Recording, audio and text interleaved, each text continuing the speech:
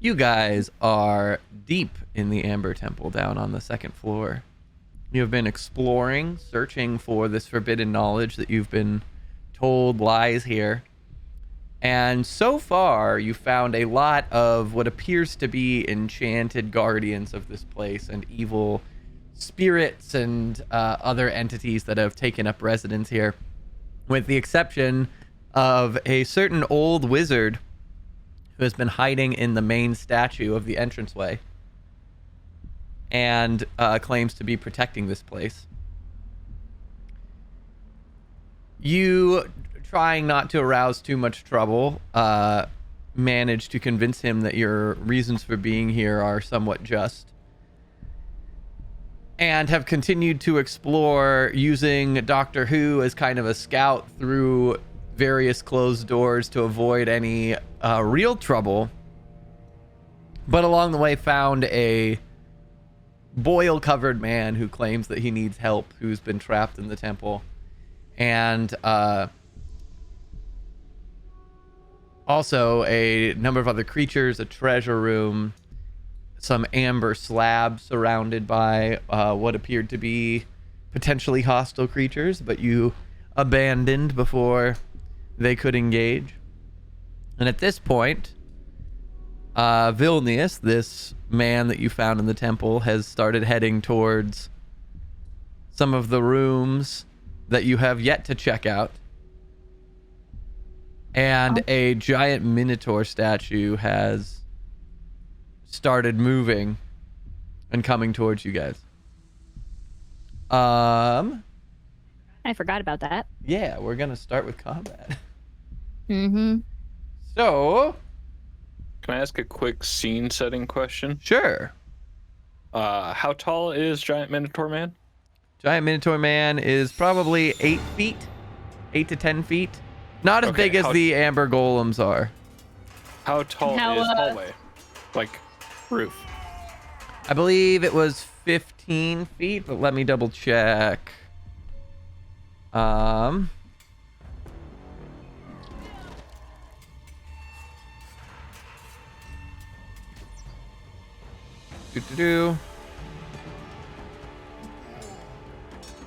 Actually, I think I can check from here.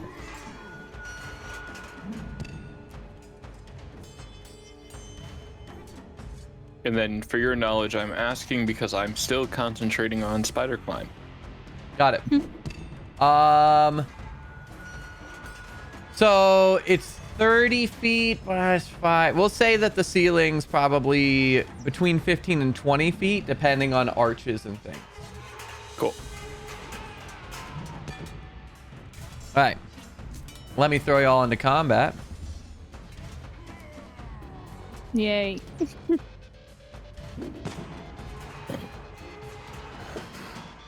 And remove Doctor Who from said combat.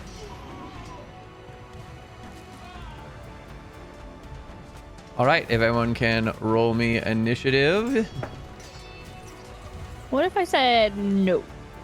Then you don't get a turn. That's fine, then I don't die. I just run. No, you don't get a turn. The other things get a turn. You just don't get a turn.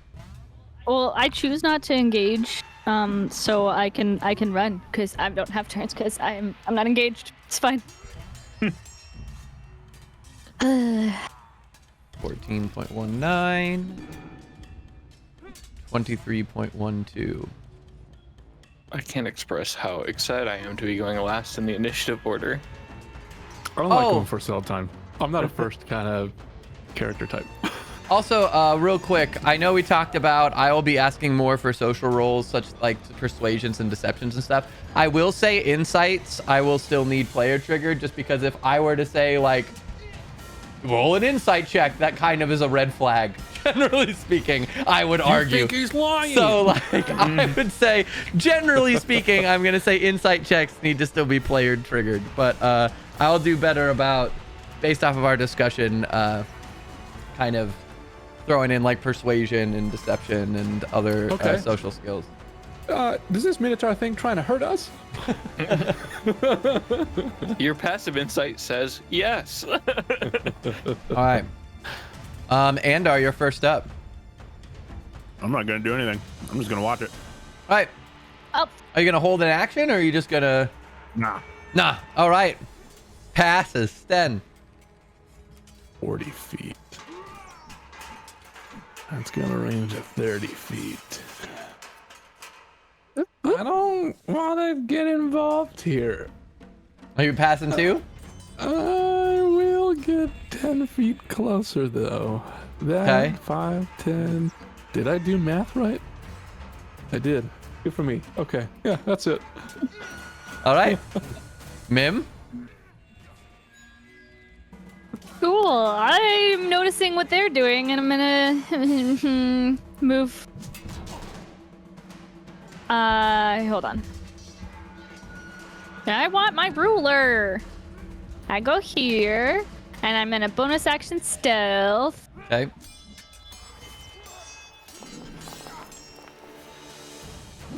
That's my stealth. Okay. And I'm gonna hold my action if it comes toward me or any of my friends besides the villainous guy. I'll just shoot a fireball. Firebolt. Wait, whatever the cantrip is. I'm not with it Firebolt. today. I'll shoot a firebolt. All right. Kasimir's turn. Kasimir's gonna firebolt it.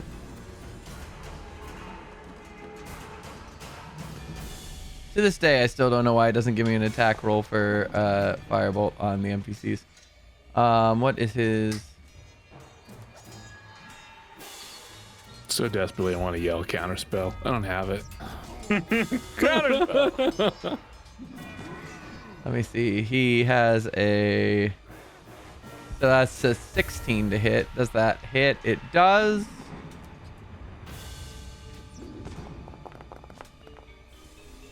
You're gonna do 14 fire damage to the thing.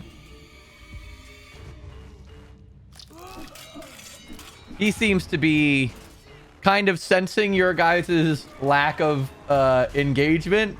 He seems to be fairly blasé and just fires a firebolt.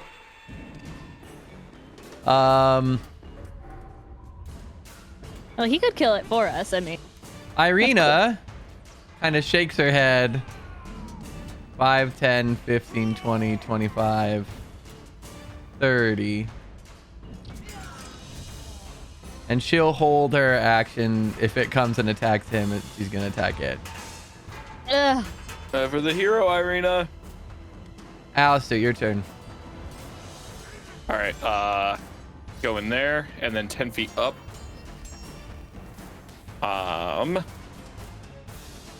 Vilnius, what's the plan here?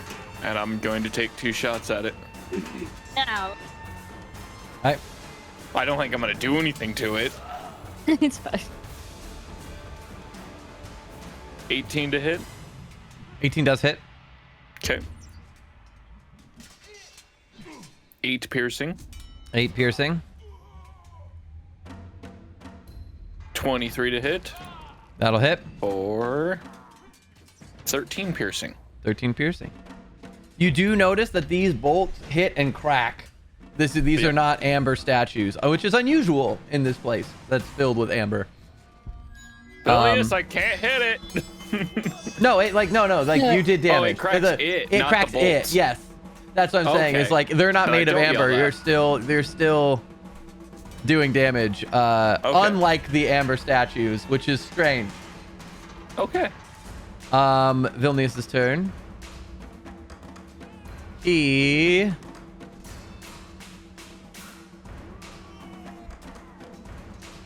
Yeah, he's gonna do this. Gonna throw up an ice storm.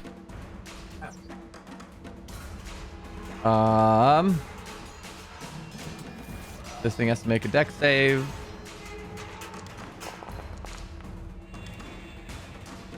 It super fails.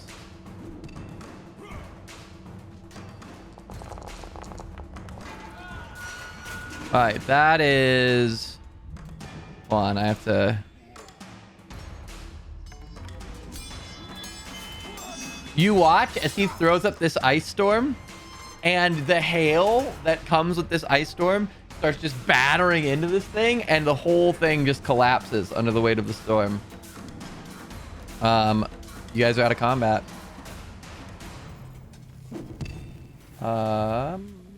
Curious. All right. It's an illusion. Not gonna lie, that was a pretty solid plan. I walked back down the wall. Yes, I'm sorry, I didn't realize it would attack us. My bad. And he just kind of continues on forward. Oh, if I can. Oh, that's not right. He attacks us. He walks up and he kind of turns and he looks at these two doors. So, you haven't checked either of these? You haven't looked at either of these? I don't believe so. Okay, And he kind of walks up to this one and tries it. Oh, not that one. Good luck. Don't do that one. Just open any door. why not this one? Just don't do that one. Should I be concerned? It's locked. And he jiggles the handle. Stop touching it. Can we just take 2 seconds? You had a problem with the golems, but you defeated that in one hit? Well, I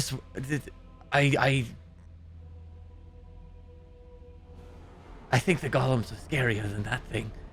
At least from what we experienced upstairs, the golem could withstand a great deal more than whatever this was. And he kind of gestures at like what appears to be more of a like plaster statue. Like or slate. It's made of stone, but it appears to be a more fragile stone than like the thick amber. Also, that's some pretty solid magic you're slinging around. Seems you undersold yourself earlier. I know a thing or two about the arcane. Had to, learn to defend myself. Where I come from,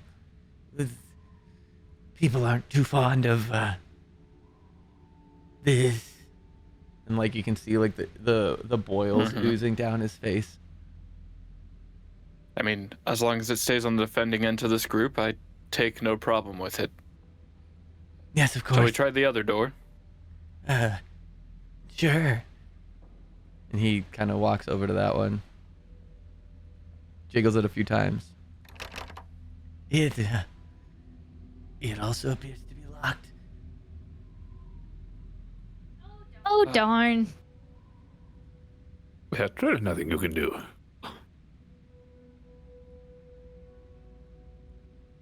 Well, I could try to melt the lock.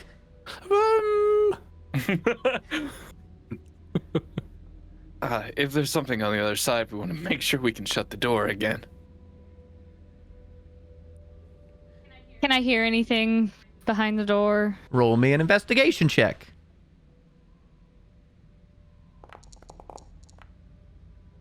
17?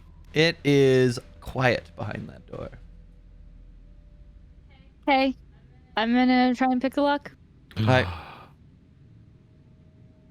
Wait, do you know what's Was that a Sten noise or was that a knick-knack?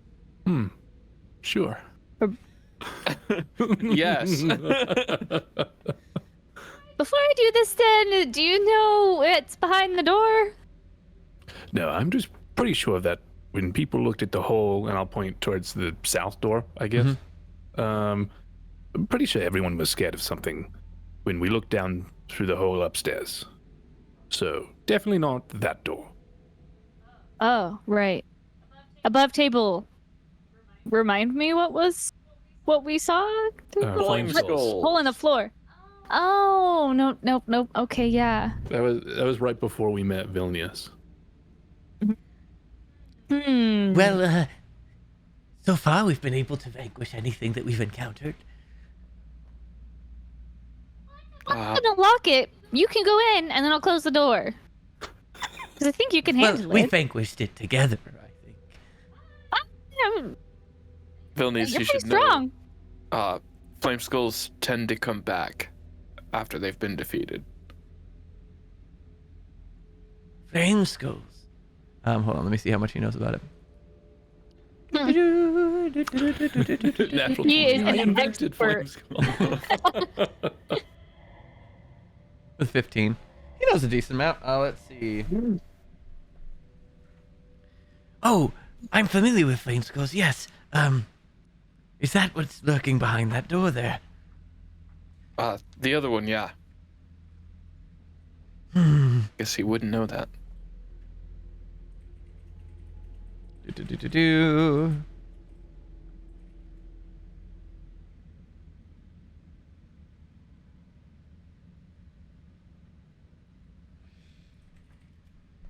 Well, you're correct. Flame skulls do tend to rejuvenate, but it usually takes about an hour. If we were to get rid of them, I imagine any business we might have in that room would be concluded, and we could leave and shut the door again.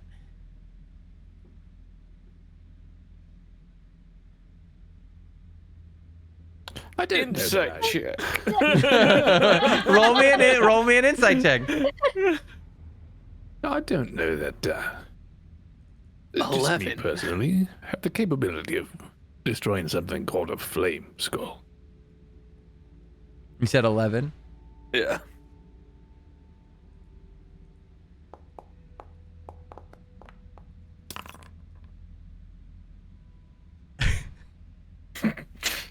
Well, with a 1, he is very eager to open that door, and he is not doing a good job of hiding it.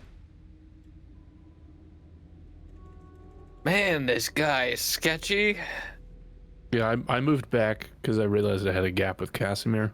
I'll make sure I'm next to him. Kasimir's quietly observing this whole thing, kind of almost doing the Sonic foot tap, like a little bit impatient. Without the sassy face and the whistle, but the foot tap is the same.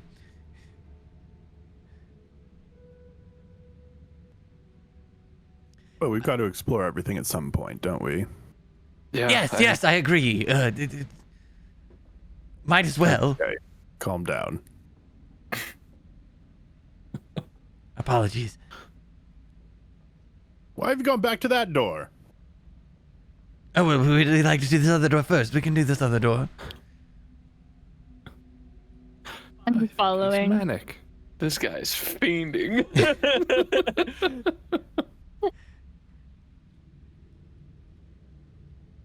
Man, it's a good thing there isn't a third door. I think you'd go crazy.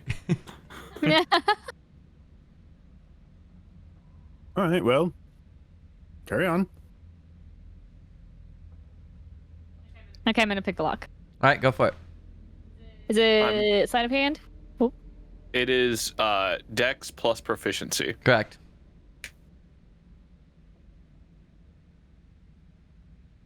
isn't that? So your dex modifier plus your proficiency modifier. It might be your No, I same know, as your but- sleight of hand score. It might be. If you're not proficient in it, or I think you are I proficient have in the- it. expertise, I have expertise. so I do have it would be less than that. So yeah, it's gonna be less than your sleight of hand. So That's stupid. Why do I have sleight of hand then? So it'd be a plus 8. Can't for you. for even- stealing and for hiding no, things but I'm and- not even good at that. Why?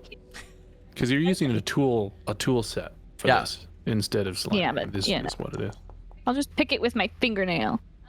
You said Dex plus what? Proficiency. Plus your I don't- proficiency. It's a plus 8 for you. If you look on your sheet, No, I see it. okay. Yeah. Okay. So it's a 24. You very easily pick the lock on the door. It is no Right longer before locked. she opens it, I'm going to ready to Radiant Blast, All right. just in case there's something behind it. Does it open inward or outward? It opens inward. Good. Okay, Good. I unlock it and back away for a sec, like here. It's a Stay second crouched. Vilnius. No. That was a nightmare. You unlock it but don't open it. No, yeah, I unlock it. Don't open it. Mhm. I wait for Vilnius to open it. All right. Vilnius kind of looks around, sees you all waiting for him to open it, and goes, Oh, okay then. And he opens the door. And you guys see 3 amber slabs inside. Oh.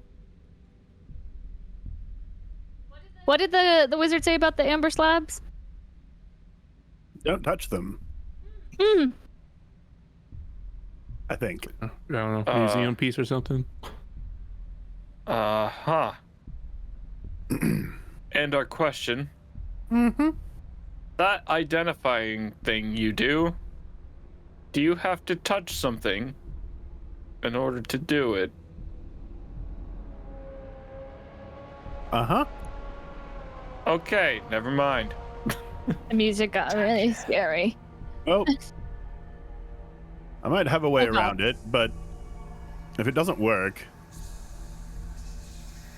we're gonna have to hang out for an hour. Through Doctor Who. Ooh. That sounds good by me. I'm gonna have Doctor Who go and land on one of them. The minute Doctor Who lands on one of them, you see Doctor Who's whole body shiver, and Andar, this whispering is all up in your head. You feel this like sickening, slick, oily feeling inside your brain, and these whispers are echoing around in your mind. Does anything physically happen to Doctor Who? He's like jittering slightly.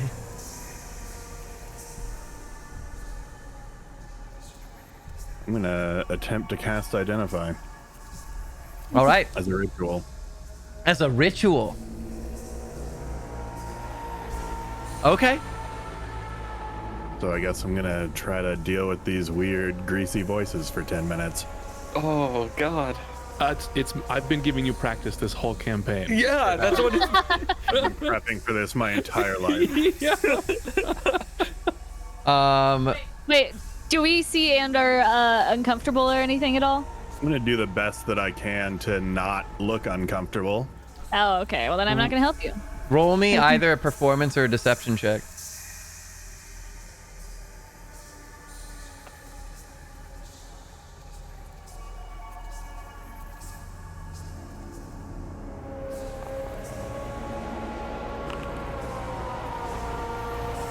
All right. As Doctor Who lands on the thing, anyone who's looking at Andar, his face kind of twitches slightly, but he manages to hold a pretty steady face, and he starts casting. Also, Andar. Give me one sec.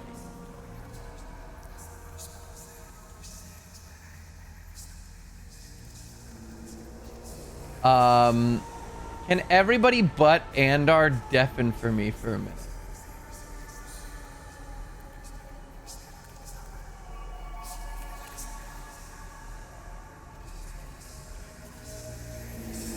Alright.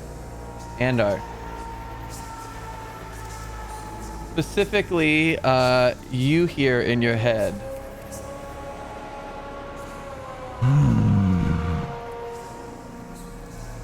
Quite a mind you have here. Perhaps I can tempt you with knowledge, power. What is it that interests you, Andar?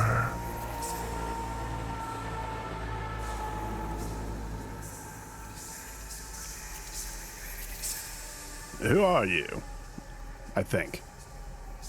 You can see inside the amber, that line of dark black is kind of veining out and kind of moving through the amber, like jittering with energy.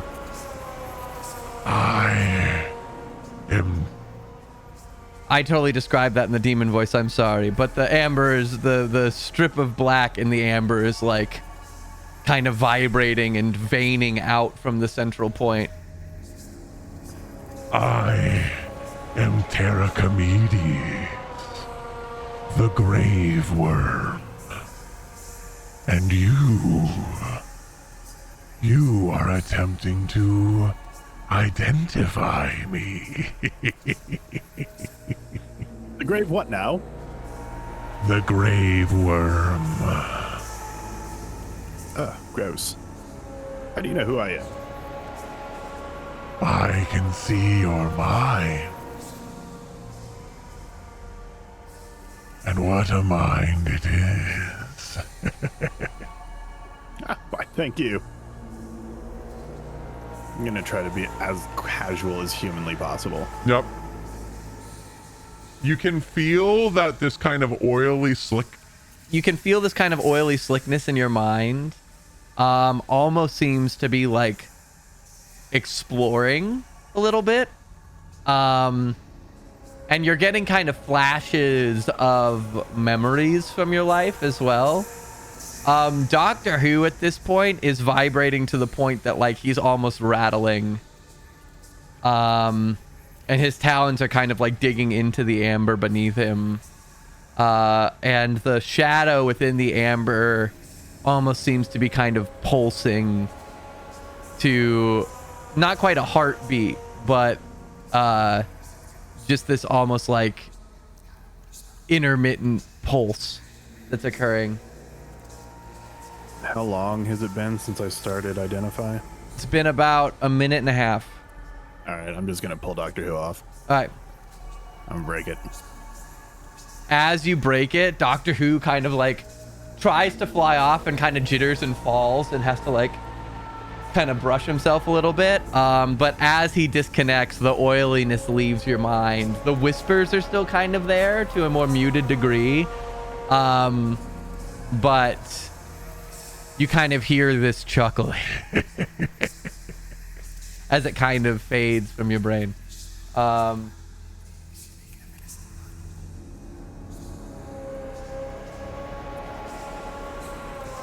Hello. You guys watch. You guys have about a minute and a half to do whatever you'd like. After about a minute and a half, you guys, during this time, Doctor Who starts jittering more and more quickly to the point that he's almost vibrating at one point and like clacking his bones against each other. Andar maintains a pretty focused face throughout, but the dark shadow in the amber started kind of moving within the amber and then started pulsing and veining out from the center. After about 90 seconds, you watch as Doctor Who kind of tries to fly off of the amber and like is jittering so bad he kind of collapses onto the floor, and then kind of picks him up and brushes himself off and seems to kind of be more on top of himself. Andar, you good? Well, that was sufficiently uncomfortable. Did you find out what it does? No, Oh. not exactly. It was a creepy voice who was complimenting my mind and kind of squiggling around in there. This is side note, unrelated. Is anybody familiar with something called Pterocomedes? Can I roll? Yeah. Anybody wants to roll history History? Okay. or religion would work too. Oh, well, ignore that. Oh, can I also roll history? Yeah, go ahead. I'll roll on religion. Dirty 20. I'll do history. All They're right. both the same for me. Natural 20. All right. 21. Well, oh. So, Alistair and Sten.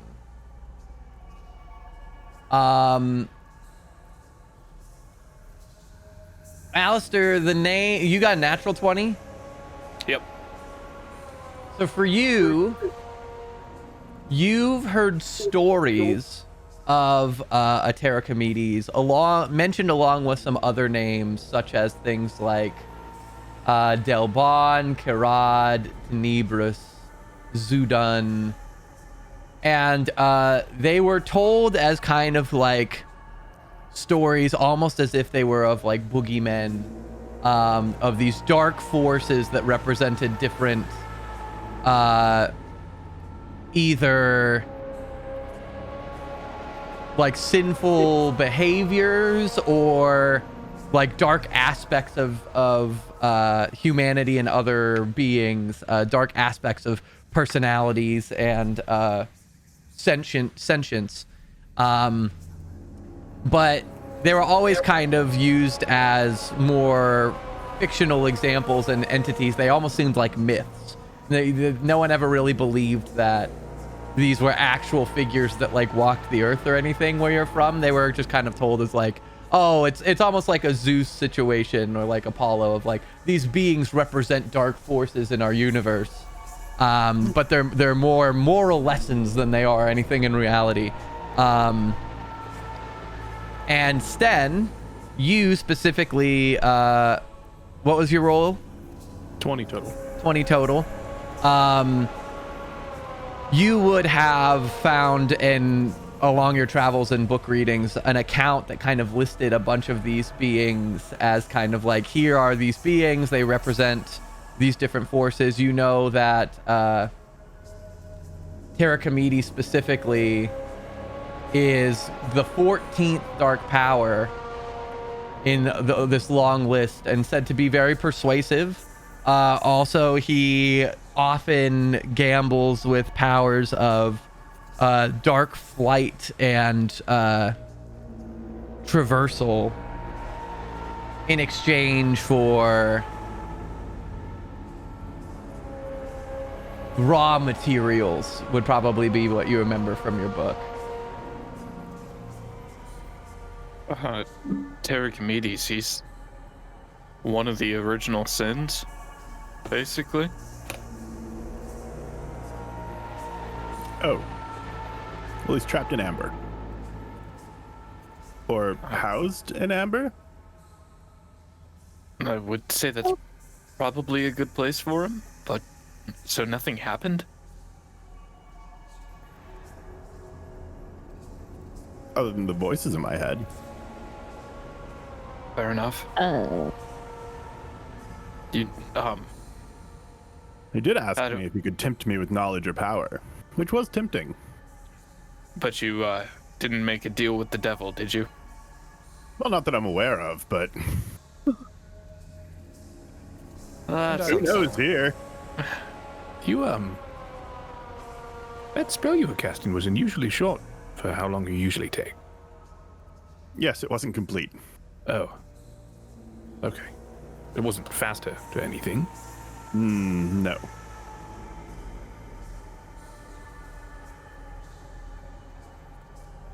I broke it because I didn't feel very well.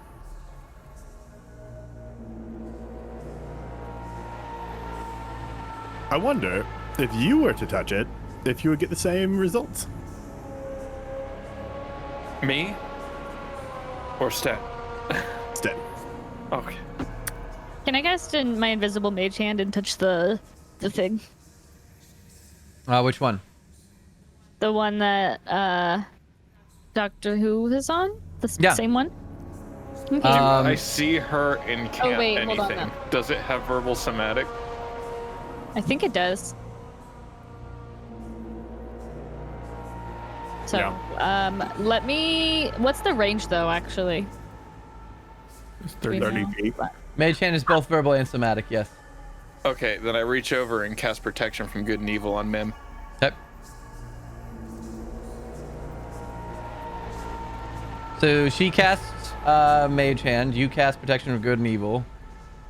Mim, you're protected from good and evil. Mm-hmm. Your hand touches the amber, and as it does, you see once again the shadow kind of start writhing in the amber, and your hand kind of shakes, but that's it. Okay. I drop it. Actually, wait, sorry. Before I drop it, can I move it over and touch this one? Mm-hmm. See if it does anything different? Same thing occurs.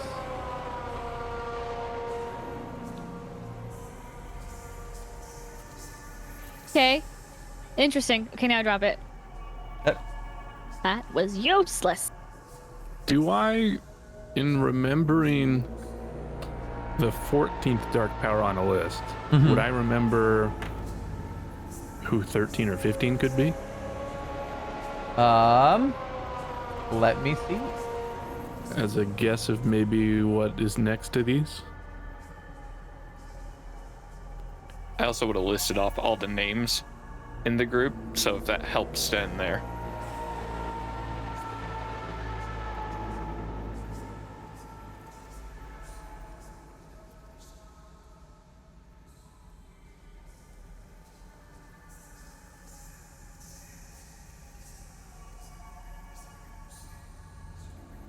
I'm gonna say no because I don't have a list of the order. Okay.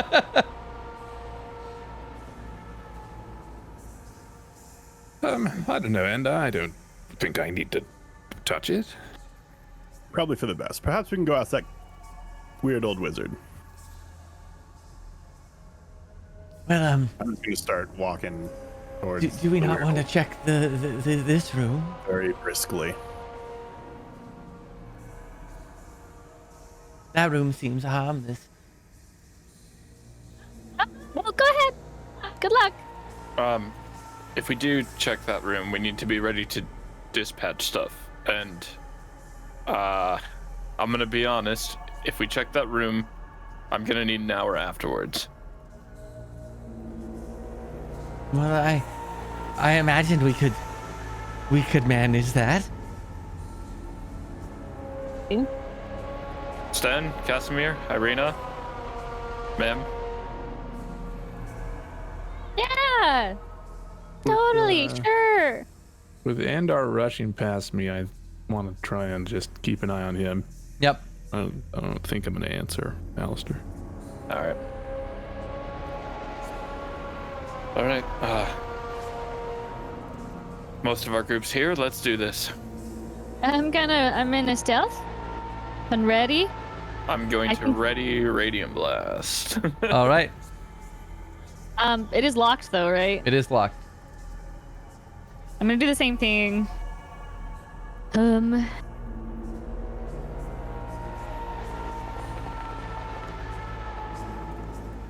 10. All right. You go to pick the lock, and you have one of your lock picks break. You have to reset. Do I hear any noise? No.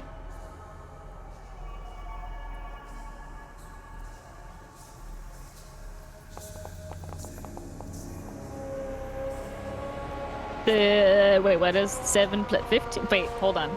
15, yeah. 15. 15. This time you hear a choop, and you hear the click in the lock. Okay. Oop. I'm in a stealth Hmm. and just wait. Motherfucker. Okay. Okay. Hey, but it's still 13. Real quick, Andar, what are you doing? I'm going to knock on that door. All right. You kind of wait a brief moment, and the door opens, and behind it is Heinrich, and he says, Yes, what is it? and right as you do that, in the other hallway, Vilnius opens the door, revealing on the inside 3 flame skulls. Hold on, while I No way. slightly down. No way, dude. They're not there.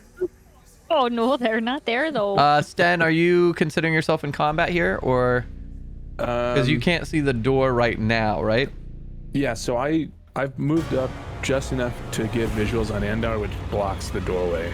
So Got it. unless Then there's for the a first loud round, noise I'll or say something, yeah. for the first round I'll say you're not in, but you'll hear combat breakout.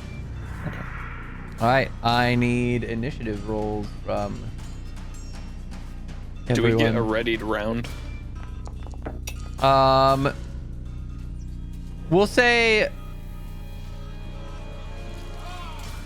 Alistair, you can because you have a ranged attack. Vilnius opened the door, so I'm gonna say no. And Irina would have moved. Ooh, wait, hold on. Sorry.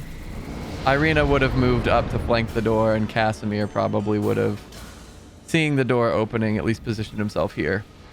So you and Kasimir will get readied actions. Everyone else is either stealthed or not prepared range. Tragic.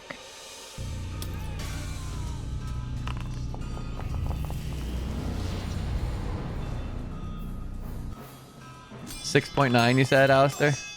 Yeah, 6.19. All right. So Kasimir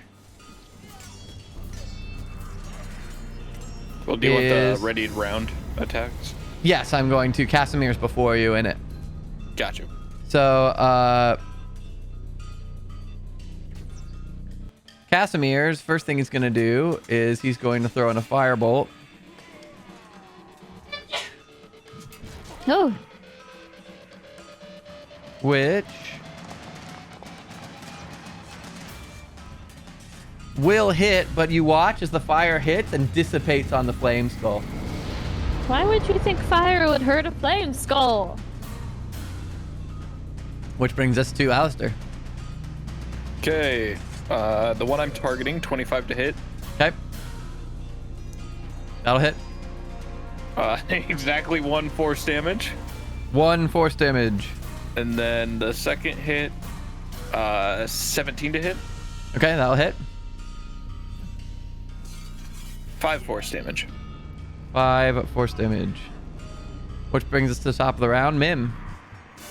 Yay! I'm gonna reach over and close the door.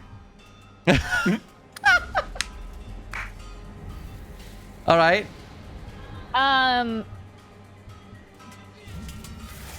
Go. It looks like it's the same as the other room. Can I lock it or no? Like, I don't know if I can use a lockpick to lock it. No, Cool. not this quickly. Cool. I'm just gonna move this way, Okay. and that's my turn. All right. He is going to reopen the door. Oh my god! Seriously? And he is going to cast Magic Missile at 4th level at the one in front.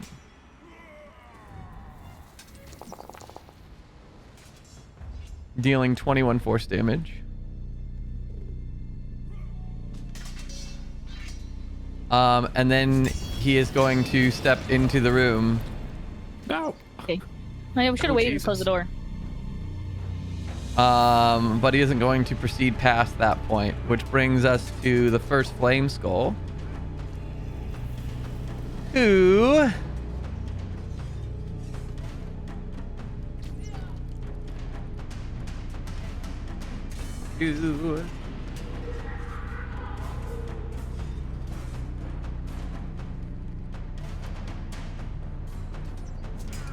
hold, please.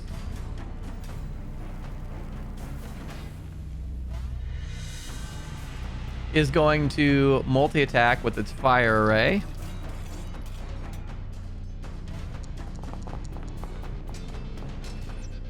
That's gonna hit.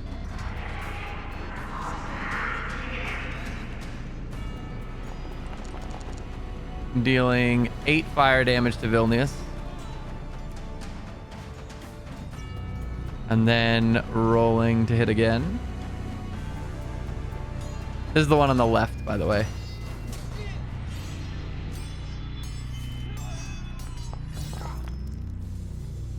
The second one is not going to hit as he throws up a hand and, like, you see he uses magic to deflect the beam from him. The next one's going to be Kasimir, who 5, 10, 15 is also going to cast a magic missile at 4th level.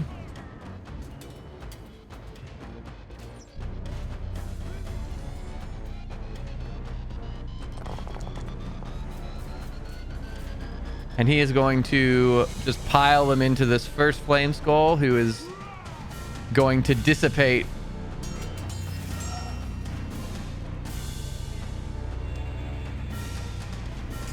as all of the magic missiles fly into it, and it bursts into flame, and you watch as little bits of skull fly to the ground. This next flame skull is also going to multi-attack with 2 fire rays.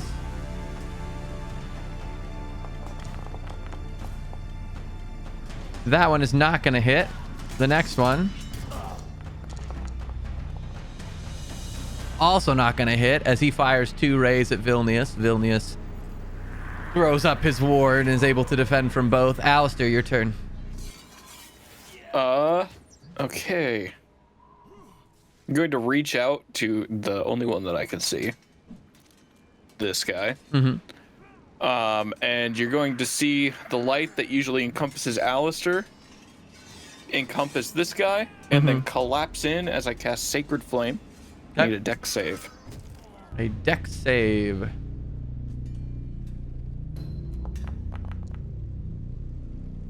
I presume that fails. Not save.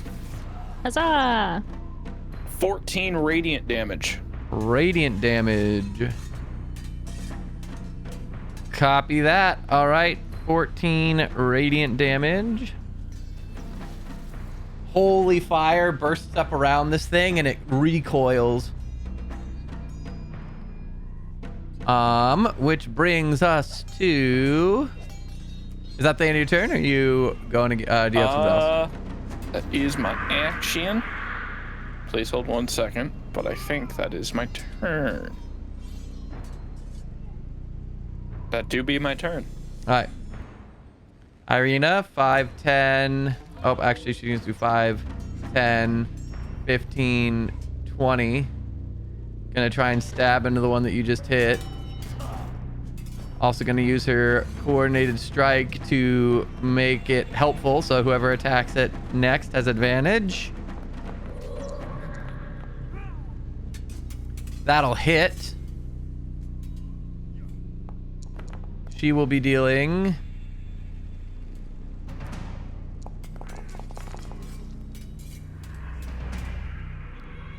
16 damage, but you do notice that as her rapier pierces into the thing, it almost seems to partially phase through. Is not as effective as she would have expected, and she kind of curses under her breath. Mim. All right. I will. All right. I'm gonna go in. I'm going to attack the bitches. This will. Can I go here and fly over Irina? Yes. Okay, hold on. Let me look at mother. Give me that. There we go. Sorry.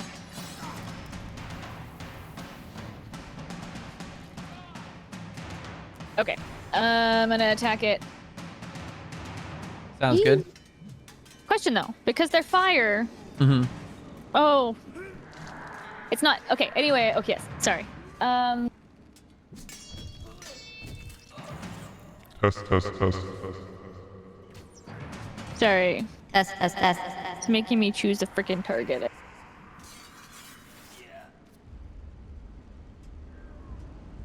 Test.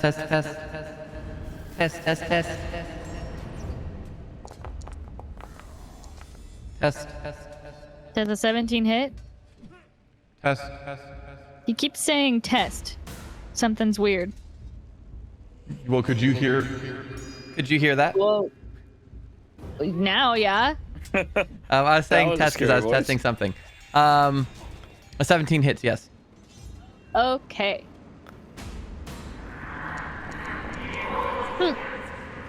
6. And...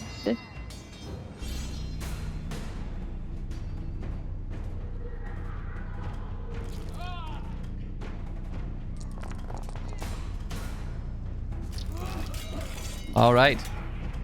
Yeah, 6 piercing attack. So you notice that your blades kind of swipe through the same way Irina's do. That piercing damage doesn't seem to do as much as you'd expect, but you do manage to stab through this thing.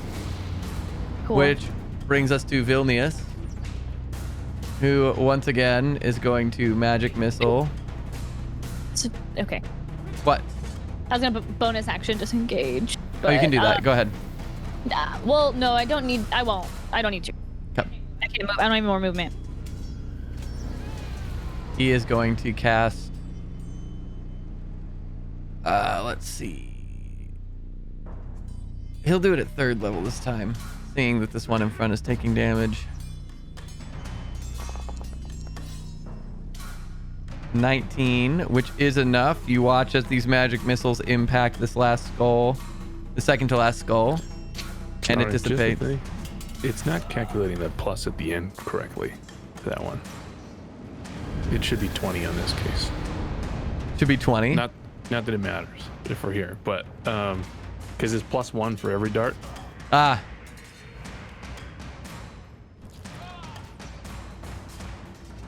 Interesting. Yeah, you're right. I'll have to look into that. So I guess at upcast, I'll just have to add 1 damage. 2. Well, never mind. I'll watch it. Cool. Which brings us to Kasimir, who is going to do the same thing. So, Nick, double check me.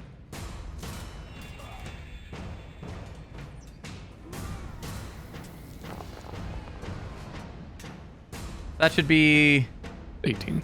18, yeah.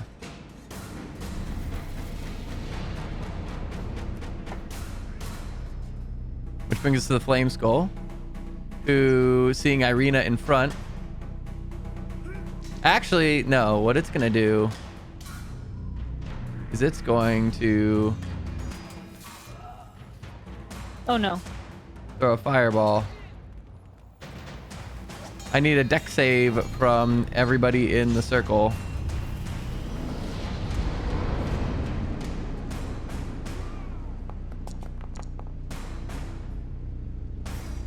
He's gonna fail. Wait, why didn't it show up? Question. Because not that I would want to dex save from this, but it is kind of how physics work. Would it just cone out the door?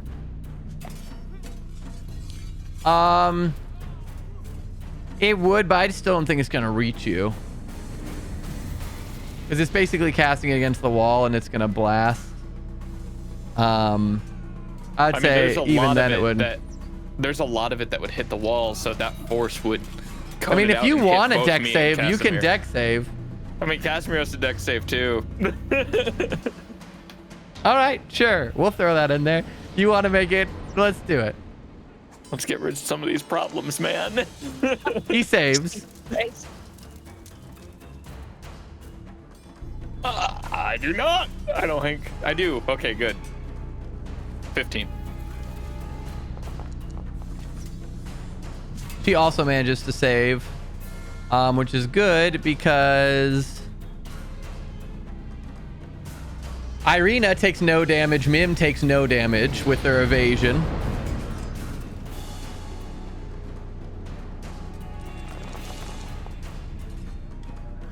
Vilnius takes 23 damage as you watch as his skin is like seared and boils and things begin popping places.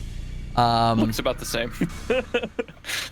Kasimir takes 12, and you would take 12 as well, Alistair. Okay.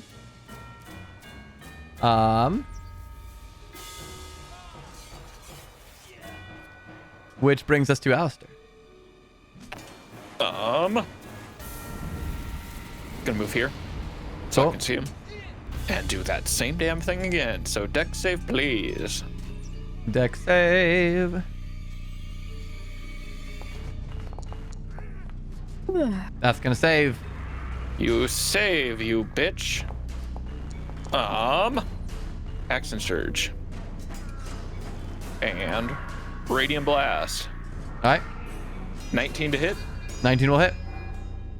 Okay, that one is for 7 force. Also, wait, you should be rolling at advantage because I think you're the first one to hit it since.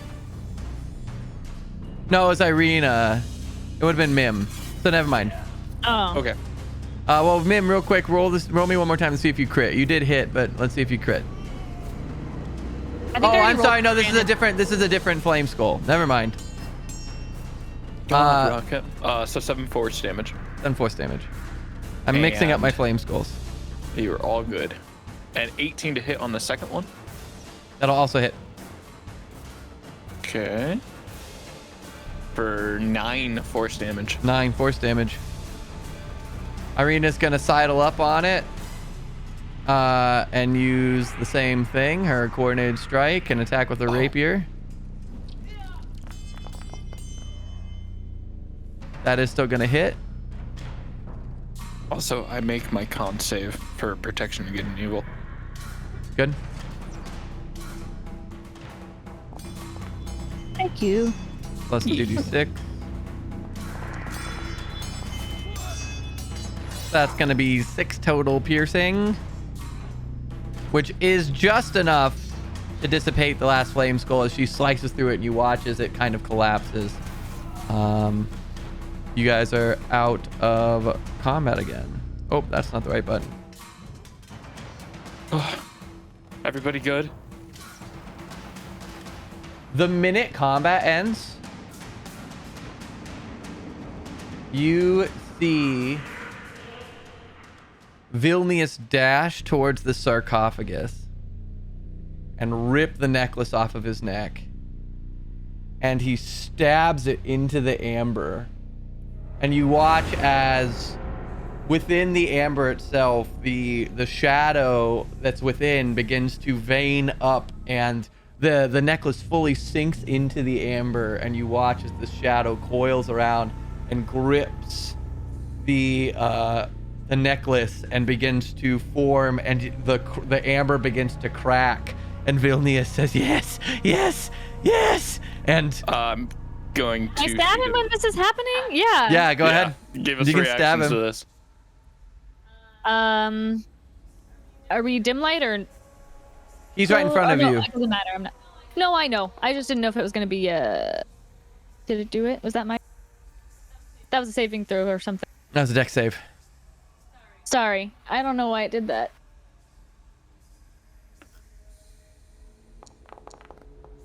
Okay, how much tension can I put on this crossbow 25. before it breaks? 25 hits.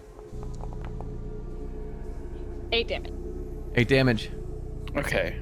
You slice into his back, and he's bleeding profusely. He's you roll a 20, barely still okay. standing. He kind of staggers and is gripping the amber. And I say, "You bitch!" +2. So sorry that this is. I'm trying to do something. Don't apologize, dude. Okay. Let's roll to hit. Dirty 20 to hit. I'll hit. Okay. This is gonna hurt.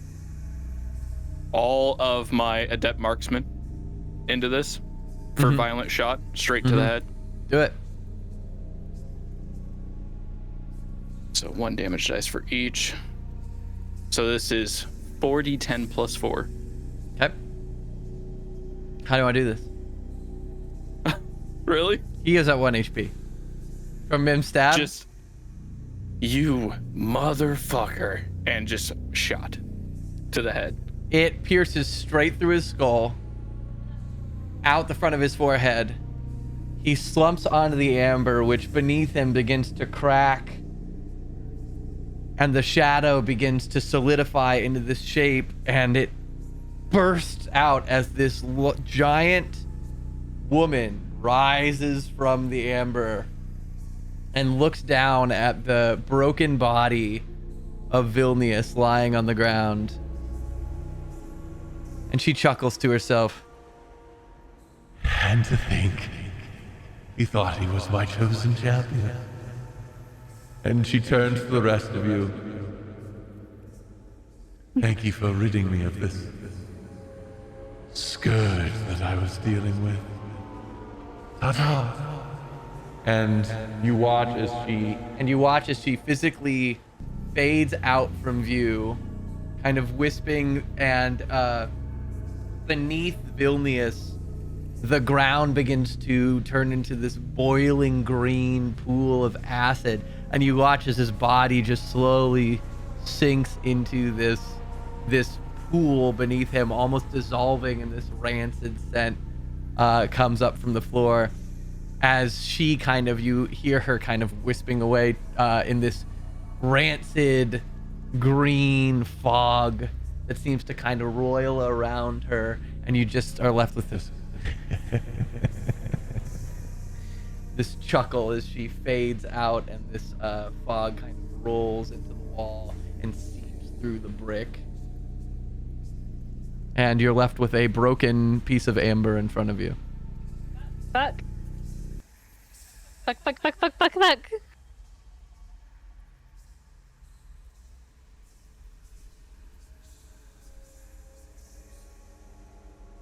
Alistair, roll me a...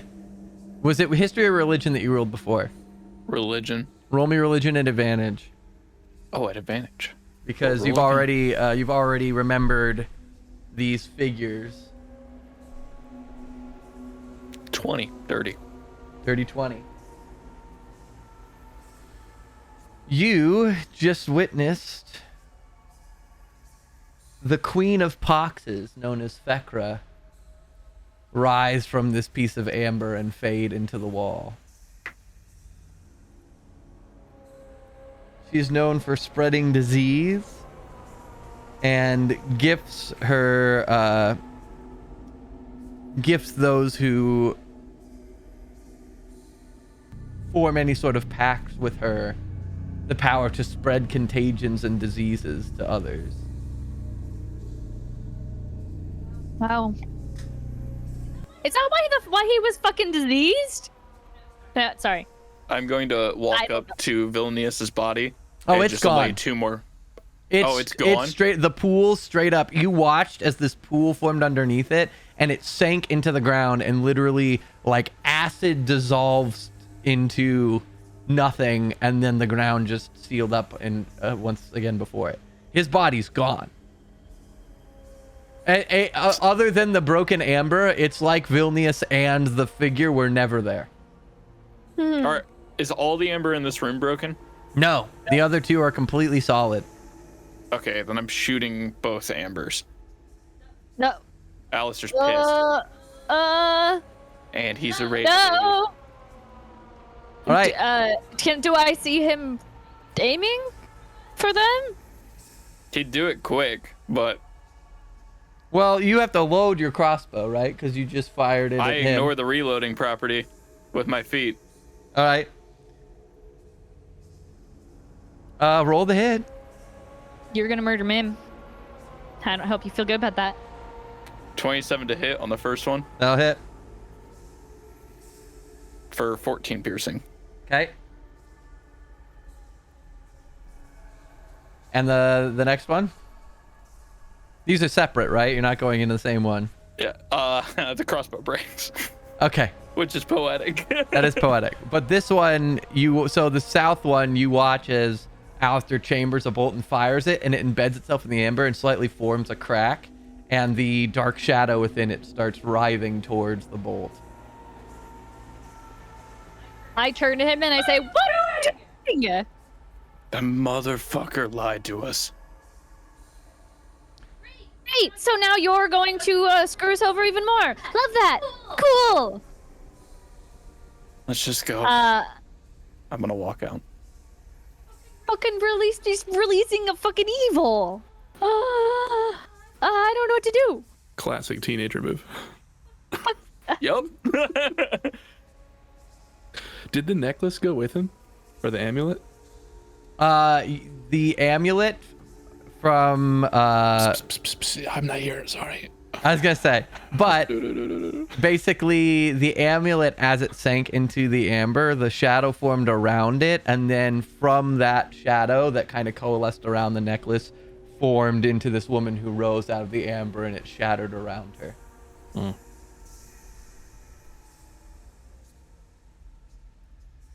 Anyway, Andar. Ignore this. Yes. You have probably 45 seconds that all of that other stuff happened. So what did you want to discuss with Heinrich? Yes. You know those amber things that you told us not to touch? Why? What are they? Well, they're... Let's just say they are protective structures meant to house very threatening dark power. Okay. And let's just say, hypothetically, of course, someone's familiar with to land on one of them. And now, that person has some echoes of a voice in his head. Hold on.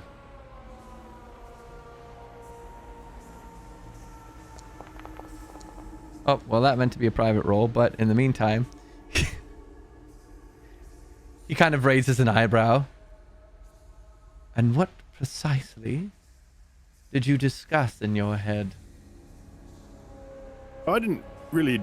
I mean, this person didn't really discuss anything. Just heard some voices. Offered a deal for knowledge and power, and then, well, here we are. And did you engage with such an offer? Oh my, no. Last time we did that, we're still recovering.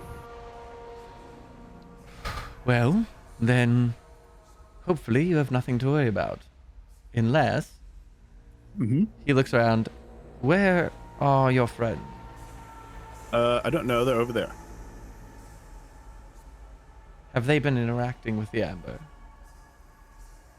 I don't know. I'm right here. Well... Speaking of friends, Yeah. we did find a creepy guy upstairs in what looked like a study, or not a study, a lecture hall. Do you know who that is?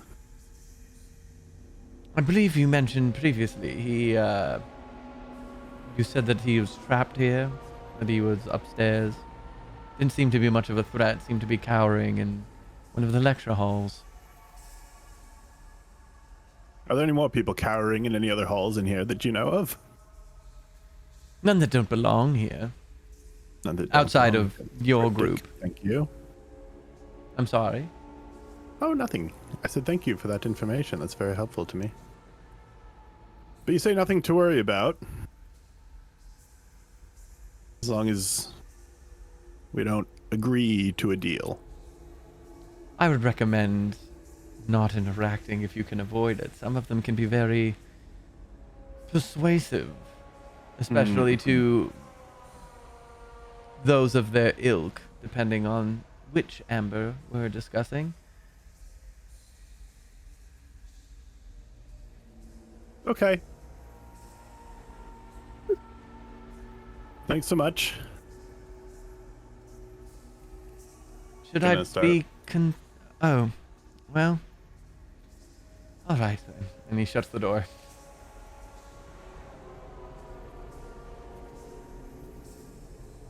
About this time.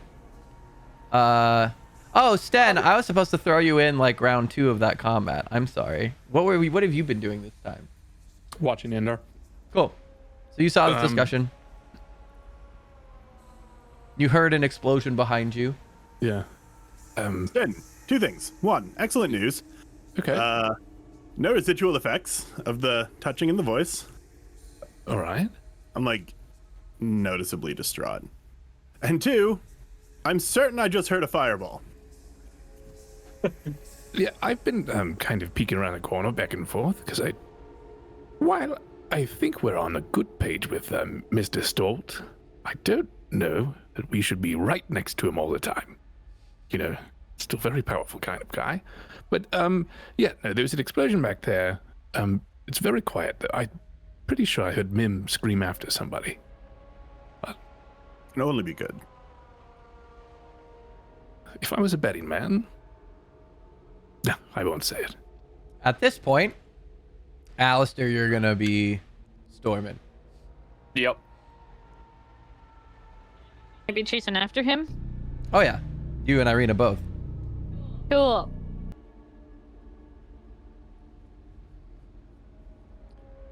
I take it you opened up the other door? Yeah. Alistair's an idiot. Sometimes I am that. Nothing Vilnius is bad dead. happened. And he released a fucking scary demon thing. And then Alistair almost released a freaking scary demon thing. Or possibly might have already. Who knows? In retrospect, maybe I shouldn't have shot in the ball again, but I'm sorry, hang on. Who did what? Care to explain? Vilnius is dead. He put a locket around his neck into a vault of amber and released pestilence on all of Barovia. So that'll be fun to deal with. How did he release that exactly? What is Well, it? Can you give me that name again? Because that was a long-winded name, Mr. D. Fekra. It was Fekra, yes. Uh, Fekre. Queen of Pox or something like that. And she looks like this. Poxes. You're all. Boop. Can we use my name, actually? My subtitle? She looks like that. If you double click, you can see the full art, and it's cool. Actually, wait. I think I can just show you guys the full art. Can I do that? There's a way to do that. We also can't see it when we double. I can't double-click, yeah. Yeah, me neither. But I've zoomed in quite far in. There's a way to do this. I'll look. I'll figure it out. Anyway. Wait, how did he release her? Shoved a locket around his neck into the ember, and then he melted into acid. Good. So he interacted with the. I'm just gonna kind of pivot and go right back here and knock on the back of that little door again. I know there's not a lot in Ludmilla's journal, but if you have to make a deal, I kind of feel like both of you have to be alive for it. No, he full released her. Are you sure about that? I'm certain. I worry for the people of Barovia.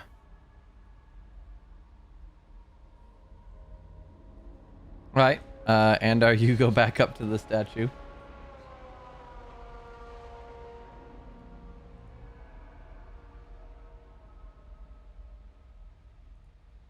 Andar? Yeah. Oh, I'm knocking on the door. Okay. Door opens.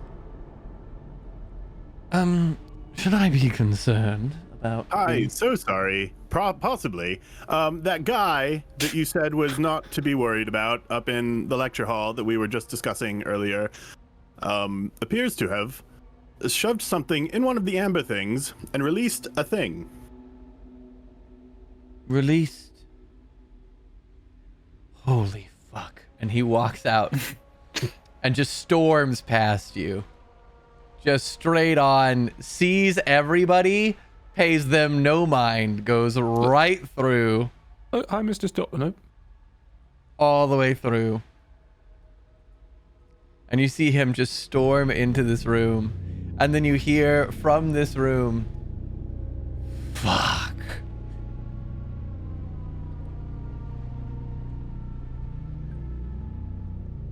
But he doesn't come back out.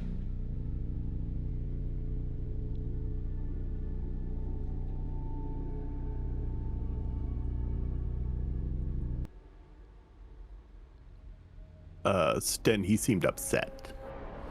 Do you think it was something you said, or? I think it was exactly something I said.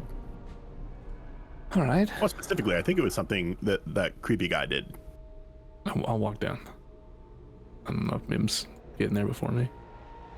Irina, is there anything that should be done? Anybody we should send word to now that this power is released? I'll be honest, I don't know. This is a little beyond anything I could have prepared for. And she and Kasimir, well, Kasimir is just kind of waiting. She follows the group. Kasimir, you're not going to do this too, are you? He looks at you. I have no intentions of releasing dark powers from their prisons, if that's what you ask. Well, thank you. Hopefully it stays that way. And I'll just nod at him and walk towards the group. Stan and Mim, as you guys enter this room, Heinrich is just standing over the broken amber and just kind of like looking at what's left of this chunk. And then you see him look over and notice the bolt sticking out of the other piece of amber. And he turns and he's got his jaw kind of grit and he says, "Tell me exactly what happened here, please."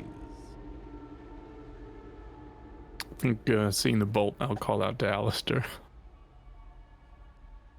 Yeah. You have some explaining to do. Got some explaining to do.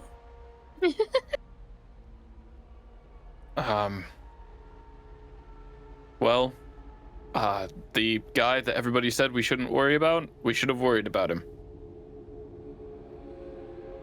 I can see that, but what exactly happened?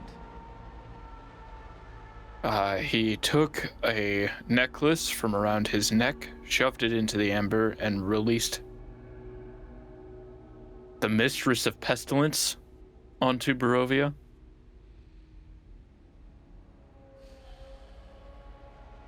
And then? And then I shot the amber. He looks at the bolt. He looks at you. And what exactly was your intention with shooting this amber? And you can see. Misfire. I'll roll deception on that to him. Yeah, please do. I have a stupidly high deception. I'm gonna roll an insight check also. That's not good. I don't have a high insight. Ah! My heart! All right. 19. What did you get? 18. I got Deception. 19. 19 insight. You can see his jaw kind of set. And you can see like this kind of simmering frustration and anger in his. Okay. I will hold up the broken crossbow. Mm-hmm. Because it did break. Bitch. Okay. Now hold on. Maybe it was a mistake. He's a little quick to anger. But nothing's broken, right? He kind of almost chuckles under his breath. Poignantly look at the one with the arrow in it, not the one that is clearly broken behind us. He almost like begrudgingly half smirks for a moment. And he looks at you directly, Stan. I need you to tell me once again your exact intentions being here. I want to learn what made Strahd. I don't want to chase. And this, I guess, is the pool of Vilnius still here? No, it's like he was never here. Literally, the pool formed and he sank into it, and then the pool basically just evaporated. Oh, so I don't even know that he was even in here. Oh boy. I'm not here chasing deals. Then follow me. And he turns and he like doesn't even wait for you, just starts walking. Okay. Just Oh, brushes boy. past everybody. Yep. High knees. Just starts walking. Okay. So we're going on a trip. Please follow. Kasimir, not Very invited. much of my father. For the sake of brevity, he leads you upstairs. Okay. Actually, wait, no. Please hold. I need to check something. Giving us the runaround, Heinrich. Nice. Nope, he doesn't lead you upstairs. He goes straight from this archway behind the statue. And he stops behind his statue. And he turns to me. He turns to you, me. He turns to you, Sten. And he says, "If I were to provide you with the information you seek, I require 2 answers. What will you be doing with said information? And will you leave following the receipt of such information?" Upon reception of the knowledge, I do think our business is done. I can't speak for everyone here, but I want to stop Strahd. I want to give Barovia springtime again. Roll me persuasion at advantage. Persuasion. Oh boy. Give me something good. 26. Alright. He looks at you and seeing the kind of the sincerity not only in your tone but kind of in your eyes as you describe springtime, he turns to the wall and he pushes in a brick and a door opens to a long staircase. And he starts heading up it. I'm gonna clock eyes with Andar. We should watch out for Kasimir. I'll follow. Yes, where is he? He's falling behind. Because this feels like the ticket to destruction that he's looking for. All right. So in the meantime, he's dead. He's dead, Jim.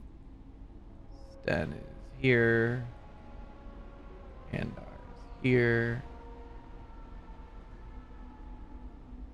For sakes and purposes.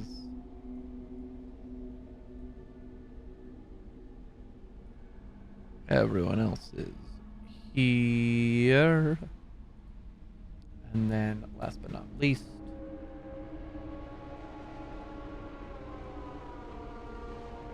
we have a floor jumper. Alright. Heinrich leads you up into this room. And as you enter into this room, you see a golden marble staircase with a black marble railing hugs the north wall as it spirals gently. Oh wait, I'm sorry. The maps are mimicked. I was reading the wrong room. So you walk into the stone library that the ceiling goes so high you can barely see it. And these bookshelves just go all the way up the walls. You can see just books and scrolls and bottles. And on the ceiling, way up high, there's this vaulted ceiling that has a fresco that depicts angels being set ablaze in some sort of hell. Black marble railing encloses a golden marble staircase that spirals gently down a 30-foot wide, 30-foot deep shaft just on the north side of the room. And against the gray walls stands these huge black marble bookcases that seem to stretch almost endlessly upward. They have hundreds of well-preserved tomes with embroidered rugs, chairs, and lit candelabras filling the floor of the room and casting this flickering light on all of the dark marble around it. Heinrich doesn't even pause, goes straight for the staircase. Does that staircase look like the one I caught a glimpse of through Doctor Who's eyes when he was flying past that one golem? It does. Distinctly.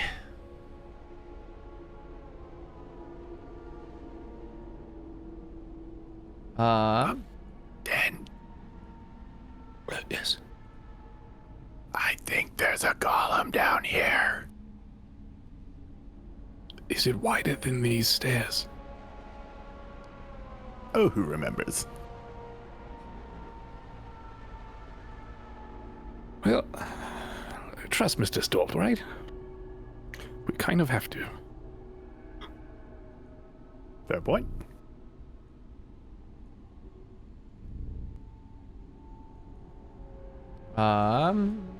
Kasimir, is this the room you wanted to check? Kasimir looks at all of the books. Perhaps. I have not yet been able to determine. I'll hang back a few if you want to take a look. He watches as Heinrich heads down the stairs. I want to hear this first. And he continues. So he'll head down. Irina is just kind of a little flustered. You can see she's doing her white grip knuckle thing. She, at this point, she feels in over her head. But she's gonna follow as well. Death marginal, you know.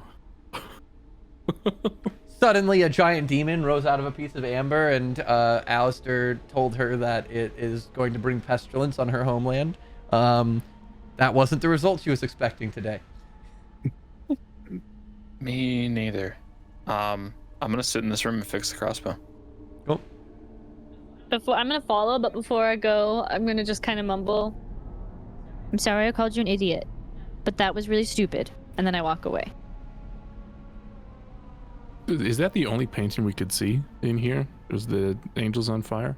Yes, it's up at the top. It's literally like a ceiling fresco. Oof, that is alarming. Alarming.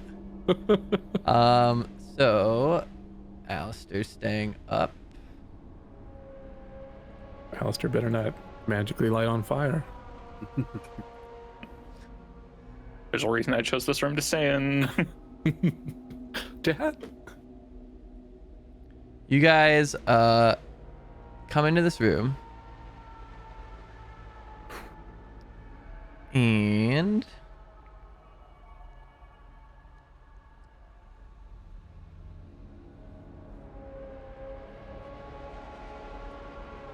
going to the other map.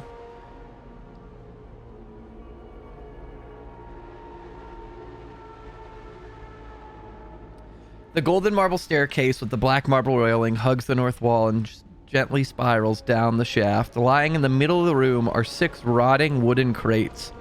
The amber-covered walls are sculpted to look like tentacles that entwine around marble bas-reliefs of kings, queens, pharaohs, and sultans attended by a myriad of slaves. The west, south, and east walls contain alcoves, and standing in each alcove is a tall, rough block of amber. 2 wide cracks have opened up in the south wall, spilling rubble and shattered pieces on the floor in the southeast corner of the room.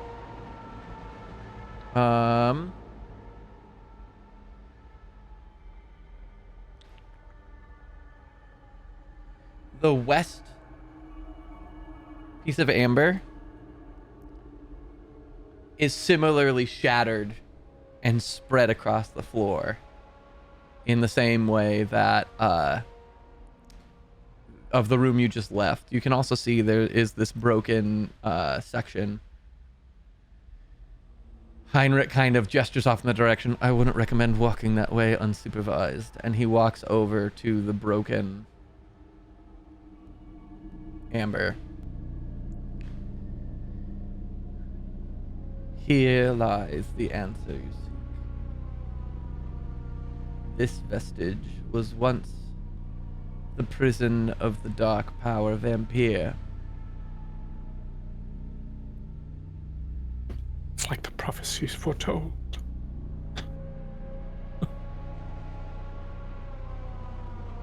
Okay.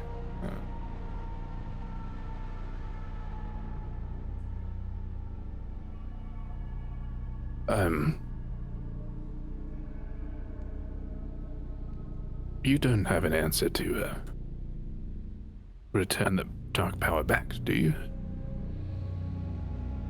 Unfortunately, that is beyond my doing or any of our doing. You see, trapping these powers here required dozens of the land's best mages and wizards. It was a great source of pride for our order before many of us passed. I'm sure you saw their tombs. I saw you head that way from my tower.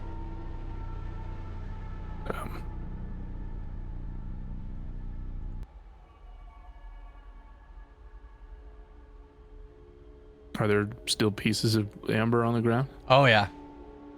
They're covered in dust. These have not been disturbed in a very long time. I'm going to slowly reach to touch one, and I want to eye Stealth to see if he has any hesitation. As you Or if reach this- and he kind of looks up, Yeah. he meets your gaze and looks down at it. It is now but harmless amber. Any power it contained is long left.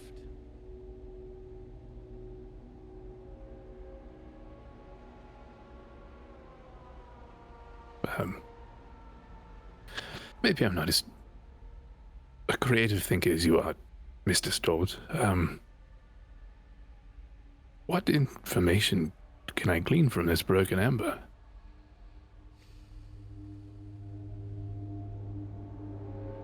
That is a story that unfortunately is not my place to tell, but I can point you in the right direction. And he starts heading back up the stairs. Do these crates don't smell like they have like dead or awaiting vampire spawns, do they? No, they appear to be rotten. Some of them are broken. You Okay. do see that as you guys are in here. Let me just double check. Doo-doo-doo.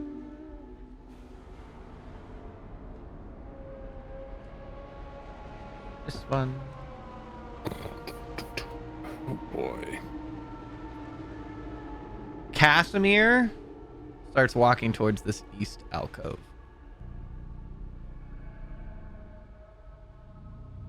Well, that's not good.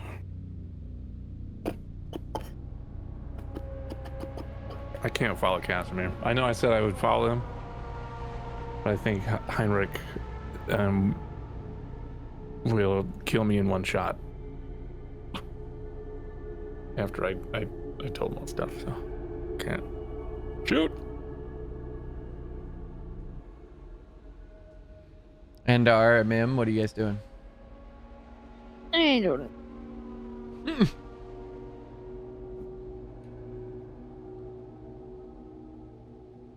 I'm gonna glance over and say, "Are you coming?" To Kasimir? Yeah. In a moment, he says, and he steps up to the amber. No.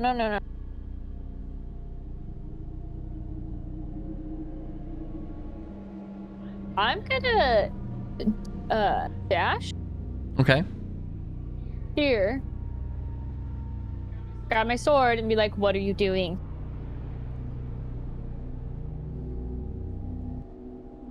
I'm saving my sister. He says, and he puts his hand on the amber.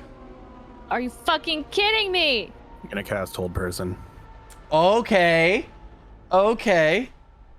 As he reaches for the amber, his hand is about an inch from the amber, and what is it? A wisdom save? What is it? It's a wisdom save. All right.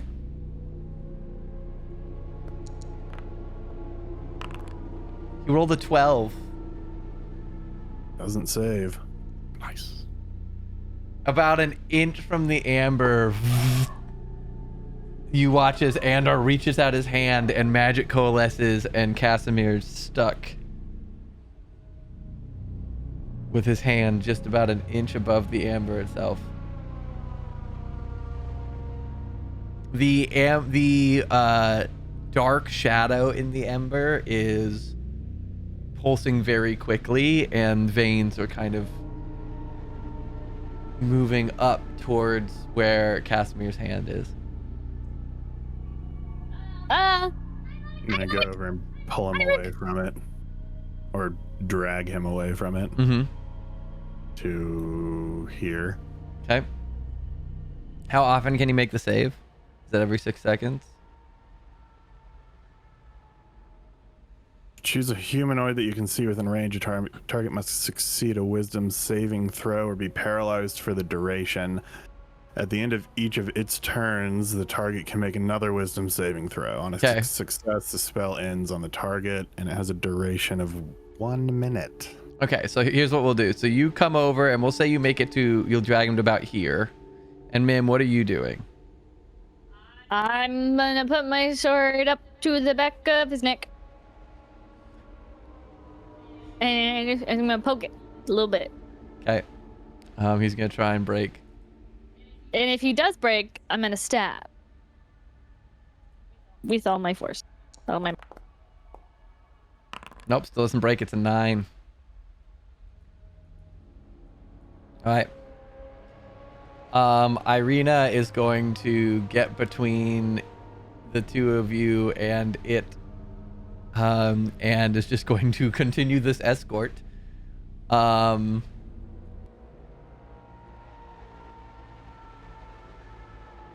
Heinrich, realizing that the whole group's not there, is going to turn and see all of this. At which point,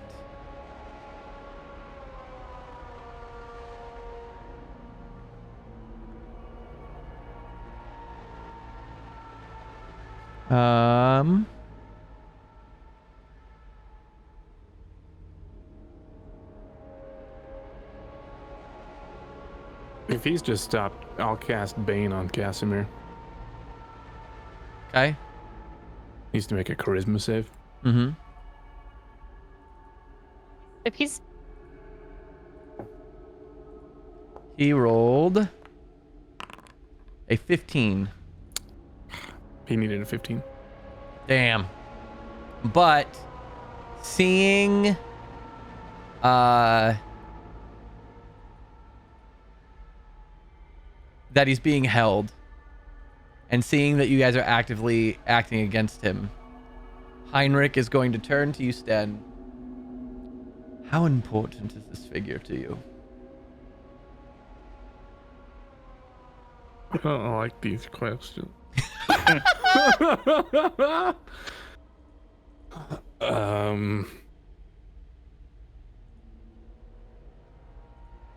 It was important to me that we helped him, but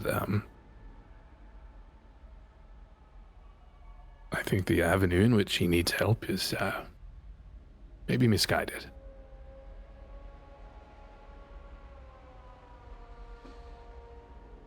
He kind of takes a deep breath. That's not exactly an answer to my question, so I'll do this in the meantime. And he's going to cast Banishment. Bloop. What does that do? I will Goes show to you what it different- does. Wait, is he? Can he Wait a cast second. banishment? I don't He's think not- he can. Where does? Because I don't then think he, this module allows those kinds of spells. So he would just be gone. here's what happens. He rolled a 2 on his charisma save. You watch as Heinrich reaches out his hand, and from the hold person and Andar physically pulling Kasimir back, Kasimir blinks out of existence. And is no longer there. Damn. I'm gonna Heinrich. look up it. Heinrich. Be like, that's a cool trick. Do you have that written down somewhere, perhaps? He kind of smiles. I might. And he continues up the stairs. Oh. Hold on. So no worries here, or?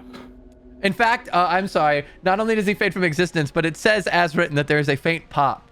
So he is in Andar's. He is in Andar's grab, and there's a little, and he's gone. Oh my god. Gotta stop trusting people. Irina hurriedly rushes after the wizard, and God. Don't mess with Heinrich, huh? And hopefully Mim doesn't see the enormous stacks of treasure in that other room. Can she? I think she can from that angle. Oh my god! Oh, yep. She totally would see There it. she goes. wait, are you going in? No. You can. You're so just wanna- fast though. I just- Like, what's a I little just in and wanna- out? What do I see? From where you are, you see the back of a giant amber statue and huge piles of gold. Oh.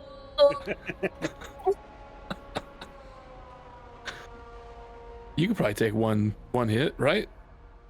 No, I'm already like half health.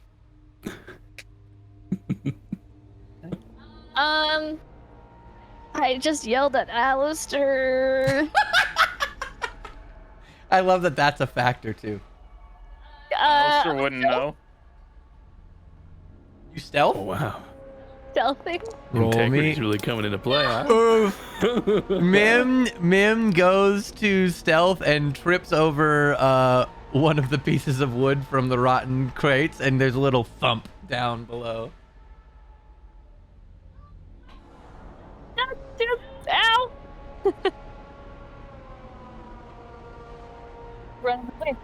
Oh, I was gonna see. Okay, well, I don't know where he went. You gotta do it. Just run it out. He's not here. He can't. The golem can't attack you. He's not here. All right. I'm gonna grab as much gold in my hand as I He can, runs and in. I run away. It's fine. He doesn't know. He wasn't here, but I have gold now, so. I heard. I was turning on the AC because it's warm. Question though. If I trip, I know I'm not stealth. Could I try again, or is that just like a no? That's your opportunity.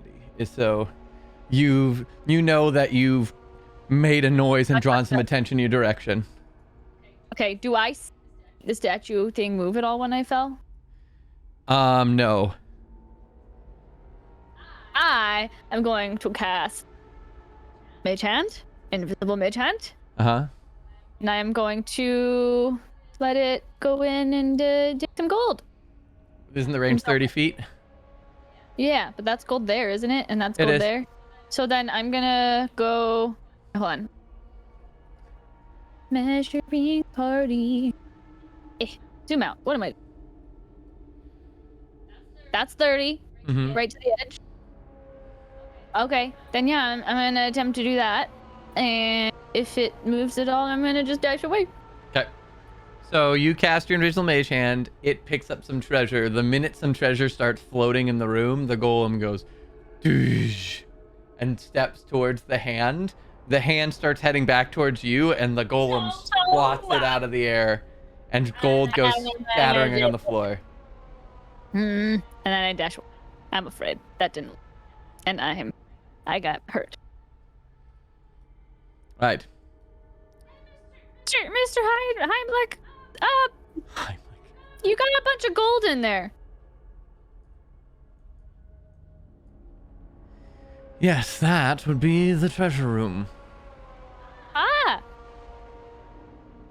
Well, considering we're here and we want to help with things, I think it could be beneficial for us to have some gold to go buy some health potions and take care of people and cure their bad diseases they're going to be getting.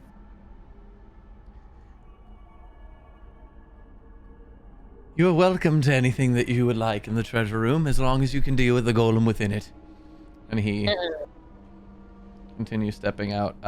Alistair, what have you been doing? Yes, I was going to say, what have you been doing? So I fixed the crossbow. I rolled 11, needed 10. Mm-hmm.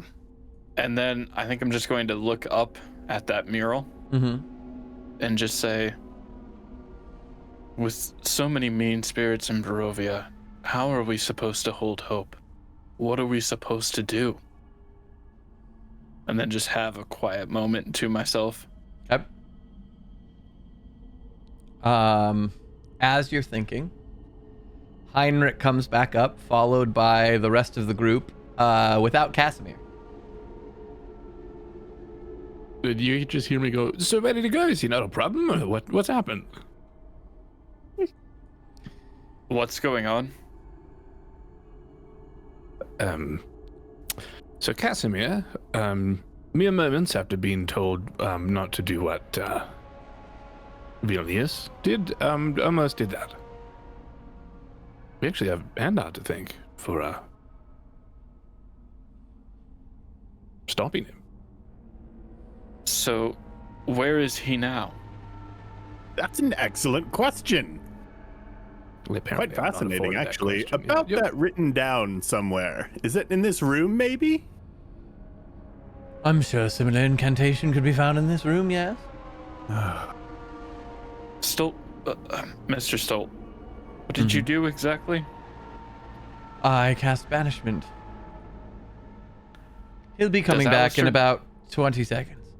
Does Alistair know how that spell works? Roll me Arcana check. Fuck, 11? No, you do not. Shit. Okay. So he will be back. So do we need to go back down now, or? I'll bring him up here. Second question, if you don't mind, thank you. What was the one that he was going to? That, unfortunately,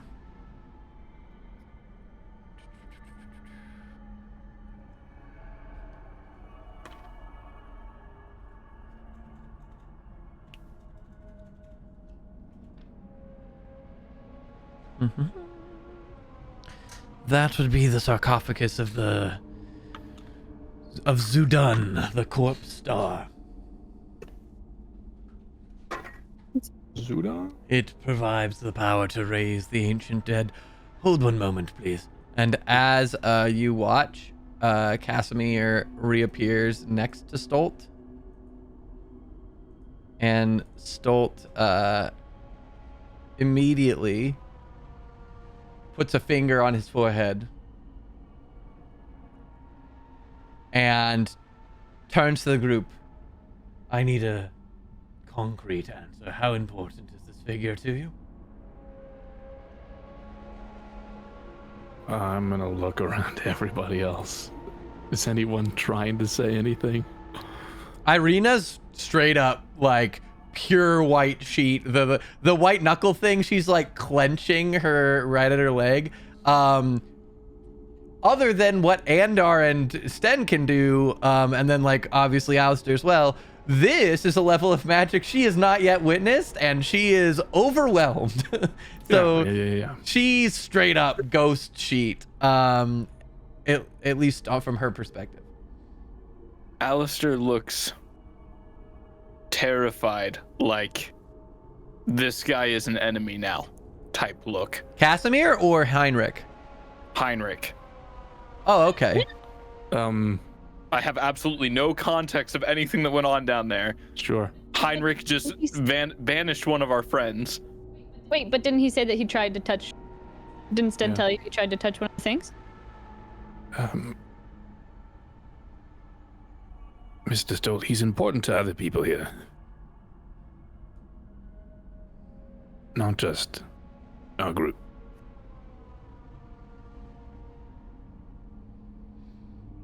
He looks at you, looks at Kasimir, and Kasimir at this point is kind of like staring him down, but you can see a little bit of sweat forming on his brow. Can I trust that you'll behave? And that your friends won't need to babysit you, or shall I dispatch you here? And Kasimir, another bead of sweat kind of rolls down his brow. I came here for one express purpose. If I can't accomplish that purpose, you might as well kill me now. I'm the hero. Where? Well, just to be clear, you were trying to bring your sister back from the dead? Instead of putting her to rest? Yes. It's more like torture for your poor sister. Yeah, And it doesn't- Kasimir, that's not how you made it sound before. Dirty liar. Can you describe your dream again to Mr. Stoll?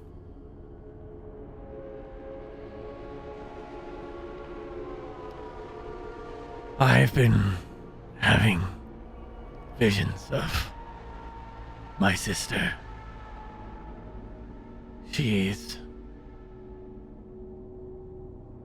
Her spirit is out there somewhere. She was a victim of Strahd. She fell to his influence. I really wish to bring her peace. Heinrich kind of looks at him for a moment.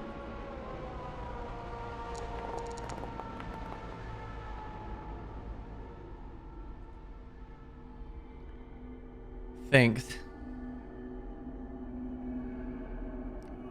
What exactly was the name of your sister? Petrina. Petrina Velikov. Heinrich kind of like an eyebrow cocks. You, sir, are being deceived. Your sister willingly went with Strahd all those years ago and is playing you for a fool from the afterlife. I suggest you move on. And he steps away. Insight check? Go for it. Ooh, boy. I hate old people. Period. End of statement. Natural 20 for a 23.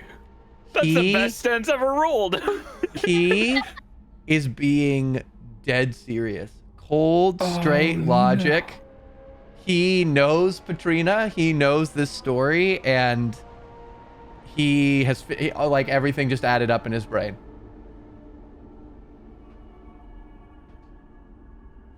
I don't know how to explain that to Kasimir, but neat.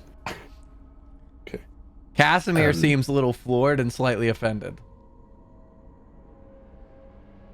Mr. Stolt, the behaviors of these shadows in the amber, do they reach out to people to get them to come here? They can attempt. Their influence is limited within the amber coffins, but yes, those who show certain tendencies that might align with their goals can fall susceptible to their influences.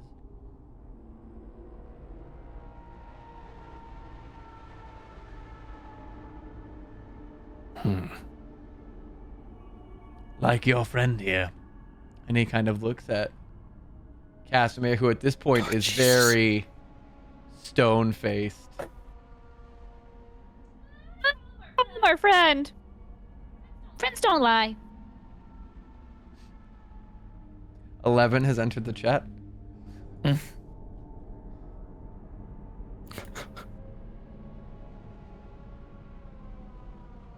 Waffles suddenly come from the ceiling.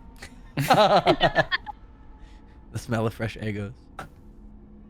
Heinrich just Kasimir. turns and falls down the stairs. Mim, your protection from good and evil fades, because I assume it's been 10 minutes. It has been. I will.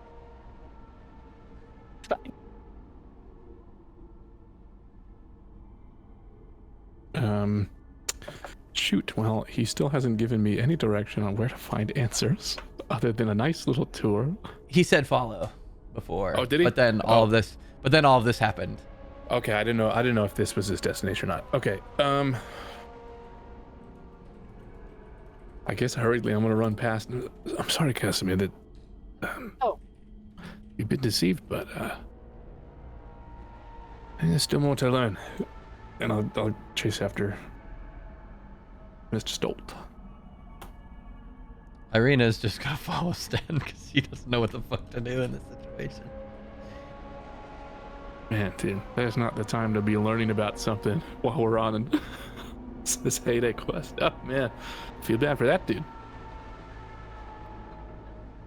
I'll be honest, I didn't expect Heinrich to be the one to escort you in here, so this has been an interesting course of events. Andar and Alistair, what are you guys doing? I'm looking through the shelves to see what I can find while also keeping an eye on Kasimir to see if he tries to go back downstairs. Yeah, I think I have to stay and watch Kasimir. All right. Andar, roll me an investigation check. Kasimir, at this point, kind of quietly sits, and you see him just kind of stare off into the middle distance. Cool, I'll join him. Let's be broody together. All right. Andar. So, out of curiosity, what specifically are you looking for here? I'm looking for anything that might be a spell scroll with cool spells on it. All right. Or a book of spells. I'm quite taken by that banish somebody away from this existence. All right.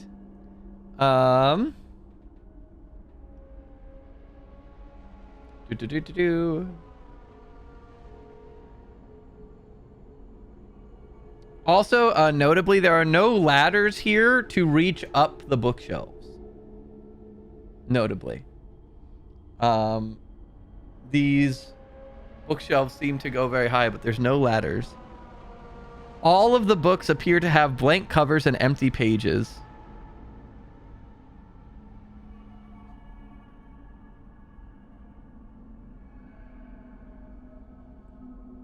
It's devastating. Curious.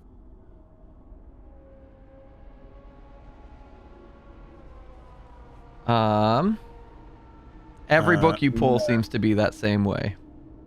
That's magic gatekeeping.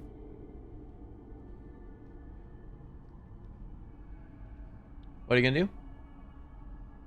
Reach into the middle of the room there. And, where's that thingy? Use the Wand of Secrets to see if there's any traps or doors. Hidden doors. Right.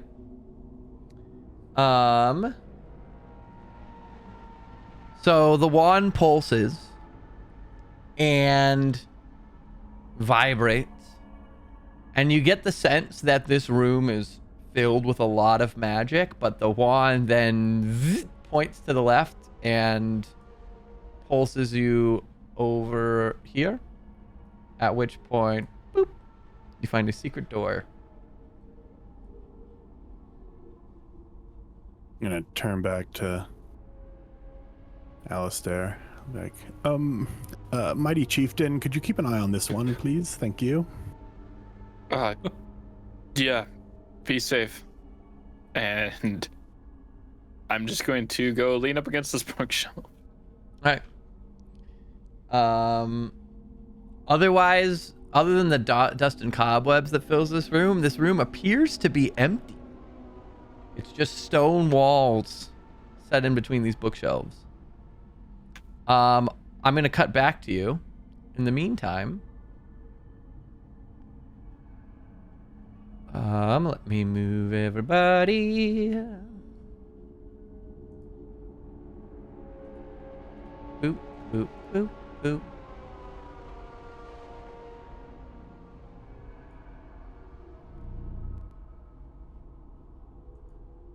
All right. Heinrich leads you guys back downstairs.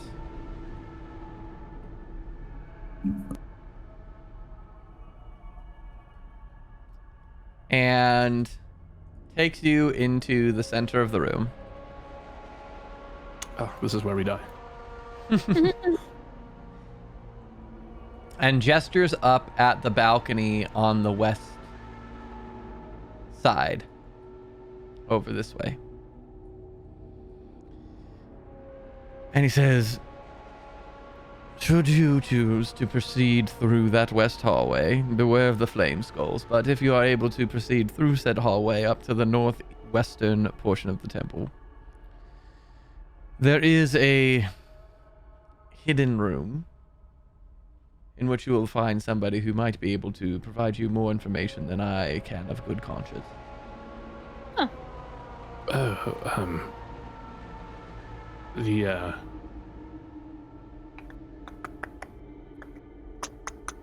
What did she call him? It wouldn't be the powerful lich lurking here. He kind of smirks. I'm surprised you know of him, but rest assured he is not the hostile sort. At least, not since his mind is gone. Anything to stay away from if we speak to him? Honestly, as I said, he'll be able to speak more freely than I will. There's very little off limits with him. He's a good fellow. Unfortunate fate. But what's his name? Or is that something that would be too off-putting to know beforehand? I recommend you ask him yourself. Right. Thank you, Mr. Stolt. And I apologize. He kind of like pauses for a second. I'm sorry that you and your friends were deceived by someone who played on your goodwill. If you need me, you know where I will be.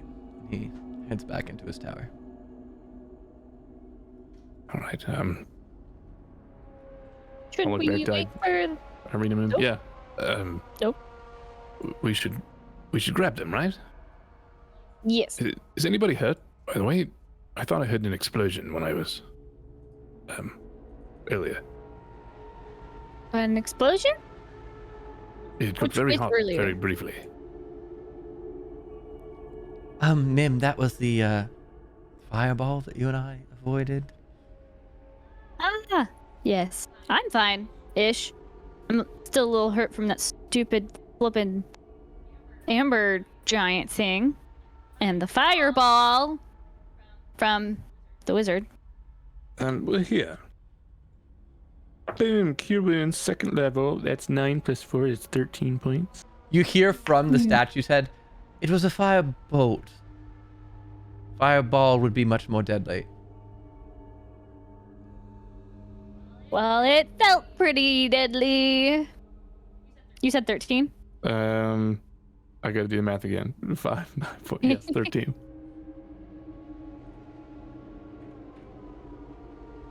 Can I push us for a bathroom break real quick? Sure. Everyone cool with that? Sure. All right, then we'll be right back.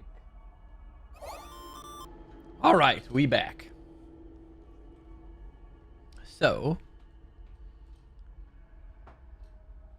Sten, Mim, Irina, you guys are down in the center chamber. What are you guys doing? Right. So, we should go get them all, right? But do we need to rest? We need to rush? Do we? I've been so focused on following Mr. Stoll.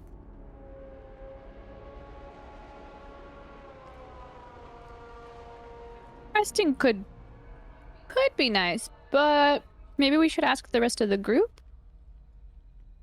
I'm okay at the moment. Thanks to your Right. beautiful healing. It was nothing. I walked It back was to the- everything. It was everything. It was everything.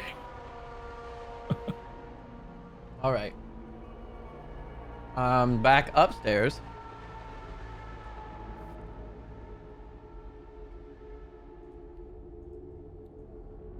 Andar, you are in this room. You have probably about oh, there we go. Yeah, probably about 30 seconds before everybody comes back up. What all do you want to try and accomplish? Well, I'm gonna leave the sad, empty, cobweb-filled hidden room.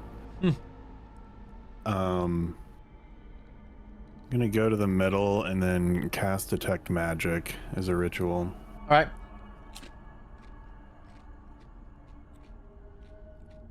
So, Kasimir, go ahead. where did he send you? I'm not quite sure. It was what appeared to be just this endless sea of fog. I was standing on some sort of solid ground, but every direction was just a gray mist.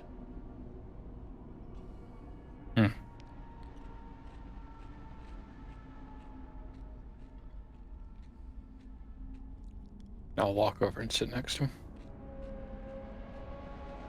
So, Stan and Mim, you will come back up to seeing the two of Aster and Kasimir sitting, and Andar sitting in the center of the room performing a ritual. Oh, good. And do you still have that thing that shows us secret doors?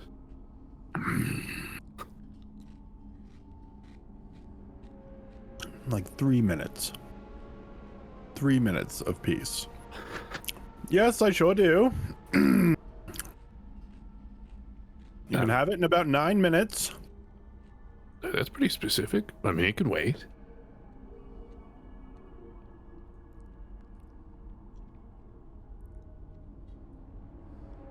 To make it obvious that I'm ignoring you. A little shuffle so my back is completely to you. That's funny. Heinrich told us we'll find the rest of our answers in the northwest area. You remember where everyone was scared to walk in right when we got here? That way. Ah, lovely.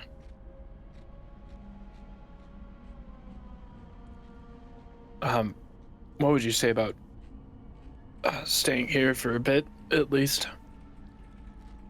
I think that's Till fine. Feel safe?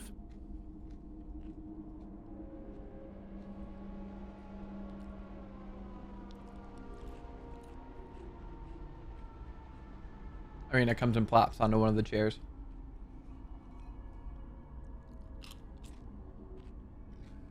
I would like to continue, or to start the process of a short rest. Go ahead. Andar, after about 10 minutes, your detect magic goes off. And hooey, you are nearly blinded by the amount of ores that you see in this place. This place is filled with magic. The bookshelves are all shooting out, almost as if they're shooting out holy light from their fronts. All of the books are shooting out magical auras. Also, there was the secret door that you found that has a magical aura, and you can see there's another one inside, further in. This seems to be casting some sort of aura. Also, you get very eerie, ominous, kind of unsettling aura vibes from beneath you. I'm gonna go into this room again where it's kind of shedding out. Mm-hmm. Follow take that specifically. Take a d6 while you song a rest. Thank you. And now what was that last part? I'm just gonna investigate the area around wherever that aura is coming from in here. All right. And the detect magic is centered on you, yeah? Yeah. Cool. I just need to use a hit die for Irina.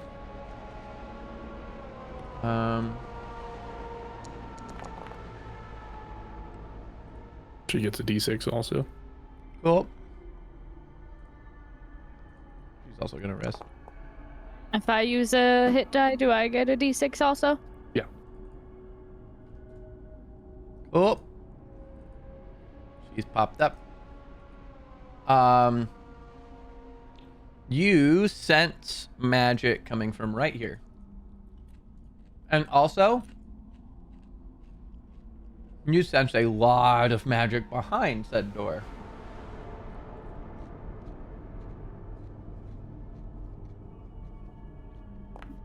Can I investigate that area? Sure. Go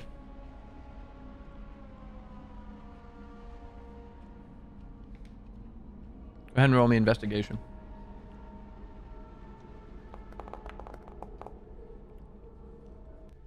All right.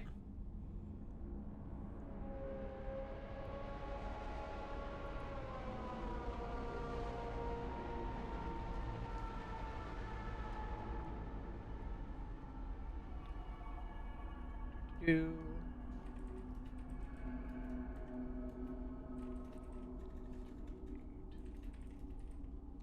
Got it. You can sense that there is a secret door here. It is not openable from this side. And it seems to swing into this room.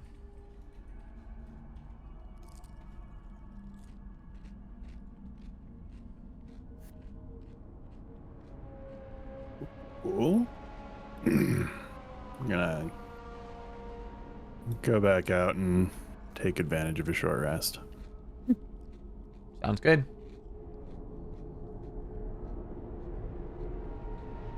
You guys sit for a while, taking advantage of the short respite that you have in this fairly cozy room. There's still that kind of really cold sense that you have of it's hard to be comfortable when it's this cold. Normally you would be freezing, but because of your warm clothing, you're just managing to stay chilled in this place. And there is still that kind of weighty ominousness of this place in general. But otherwise, you guys are able to have a short rest.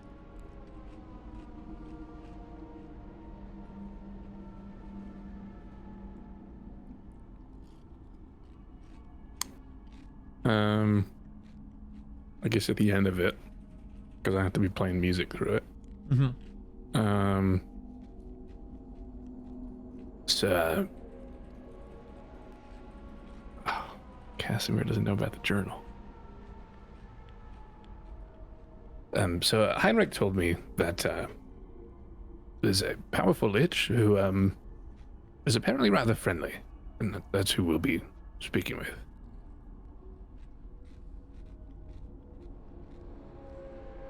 Kasimir, acknowledges that you spoke to him, but doesn't make eye contact. Just kind of nods gently, but keeps kind of just staring off into the middle distance. He said he lost his mind to something who knows what that means, but he didn't seem as scared of him that I thought would come with the territory of being called a powerful lich. So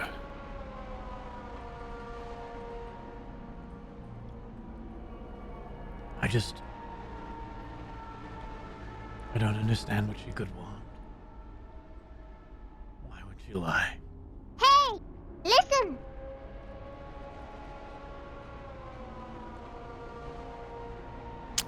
man, if we leveled up and I could take Dream, I could fix this problem immediately. I have to wonder, Kasimir, maybe it wasn't her, but somebody, a power pretending to be her.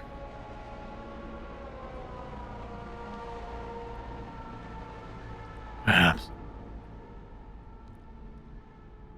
I don't like the concept of being toyed with.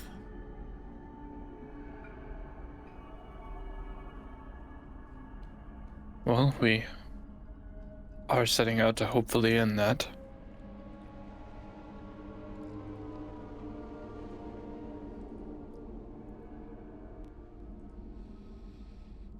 All right. You know, He stands up. if there's time afterward, have a chat with whoever else we're going to see. It sounds like Heinrich knew your sister. Maybe he could share some stories that you didn't know about.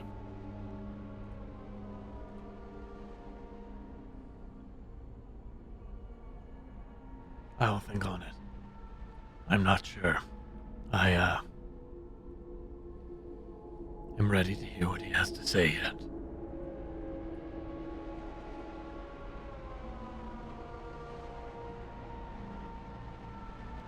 That's fair. Well, I'm sure we're all going to be ecstatic to see Snow again, but Well, real quick, Andar, you kept dipping into this room. Anything we should know? It seems to be just an empty room. Just lots of magic everywhere around here. I did notice a door in there, but I can't open it from this side. do you need a door handle or something? I'm not sure what I need. I mean, it just looks like brick or whatever the walls are made out of in that room. It is brick. Just looks like brick. I mean, I'm sure I could make a door handle. Very easy.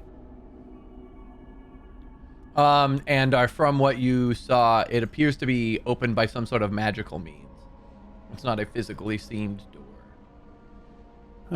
I don't think that's gonna help much, but based on wandering around for a while, I'm almost certain we're gonna stumble upon it from the other side at some point. You all opened that other door. How scary really were the flame skulls? Well, I imagine they were just like the other flame skulls. That Honestly, the patch see- rather easy. That's nice to hear. Admittedly, Comforting. we did have the help of another caster. Isn't with us any longer. You're muted. You are muted. I don't know why you're muted.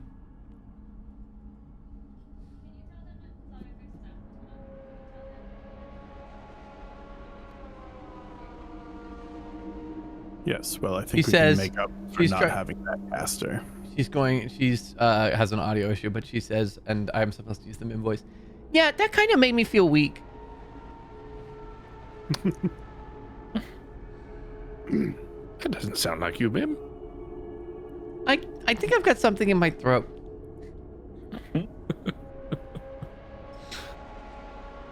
All right, well, shall we go? Or, Anna, do you Need more time finding No, what we you're can- looking for. We can go, as long as the creepy elf comes with us. Are you gonna make good decisions, or are we gonna be down another caster?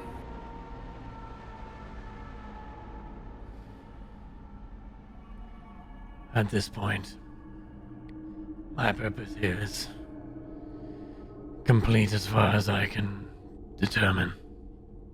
I will help as I can.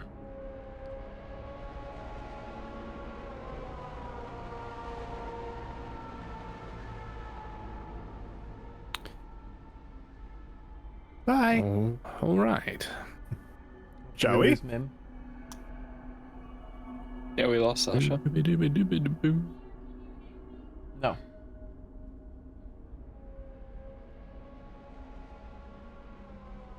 Plug in and plug it. All right. In the meantime, Kasimir follows Alistair down, as does Irina.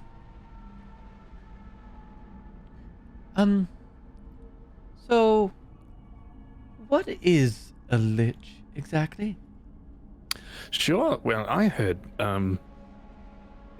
there's a couple stories that you hear when you're young, and they're all meant to scare you. You know, make sure you behave and whatever. And I always heard that, they, steal children and try to kill you. And why are And we they're like- going to talk to this one then? They might be dead or not dead. That part never really made sense to me. But Can I roll Arcana on the fact of this lich not having his mind about him? Sure. Like, what specifically about that fact? Natural 20. And looking for my knowledge of feeble mind. Okay. You know of the spell Feeble Mind, you know of its effects. But generally Feeble Mind, if I'm not mistaken, and let me double check this. But doesn't Feeble Mind render the subject fairly vegetable Inert. stated? Yeah, they don't even really know how to breathe. I was gonna say, which, yeah, here we go. Shatter its intellect and personality. Their charisma score becomes 1. They can't cast spells, activate and magic items, understand language, or communicate in an intelligible way. So, based off of a nat 20 and also the fact that Sten implied that Heinrich stated that you should speak to this individual, Feeble Mind doesn't sound in line with what would be afflicting this lich. Gotcha. I always thought it was so weird. You know, the older I get, why would they steal children? You know? But I don't know. Well, is this like the hags stealing children thing? Do they eat the children? No, I think it was really just meant for us to get inside by a certain time, or else they'll come and take you or something. That part, I don't know. But I guess that I'm saying out loud, I don't even know if I believe that. Well, this has been very informative, Stan. Thank you. Well, shall we be going? Irina and Kasimir make moves to kind of head towards the staircase.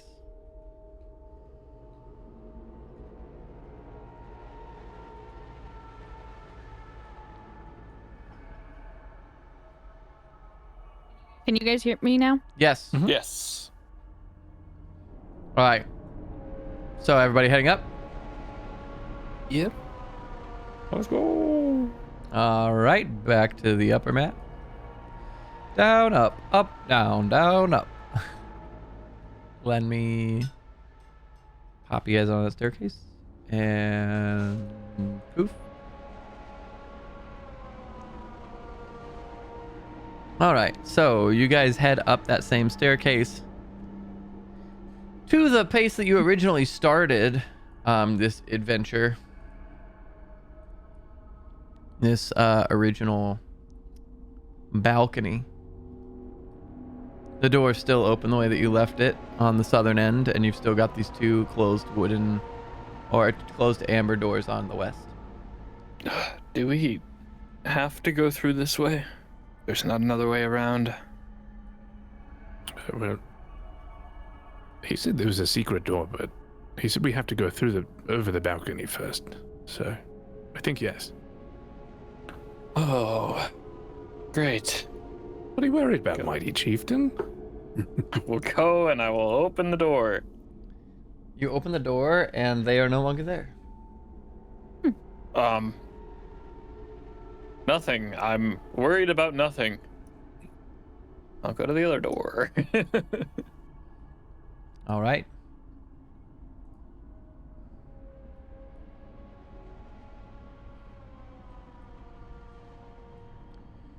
Well, are we ready for a fight here?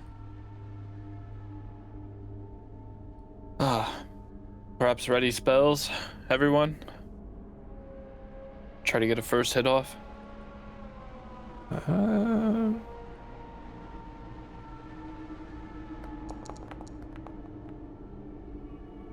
Stealthing. Stealth. Stealthing and ready in my soul.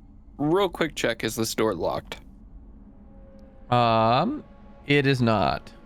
Okay.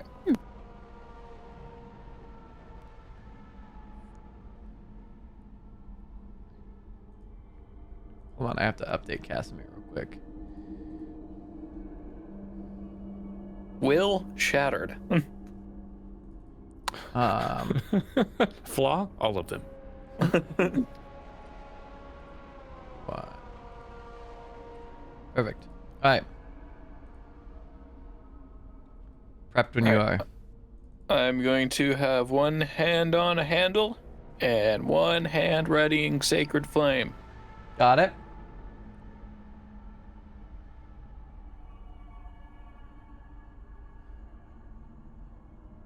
Tell me when. Everybody ready? Let's do this. I'll throw the doors open. All right. Which? What the? Well, that didn't work great. What's going on?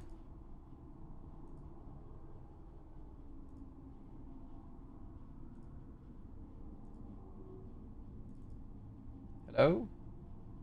Server? What's up? Oh, my Sirenscape crashed. Oh, mine did too. Because you trash talked their servers earlier.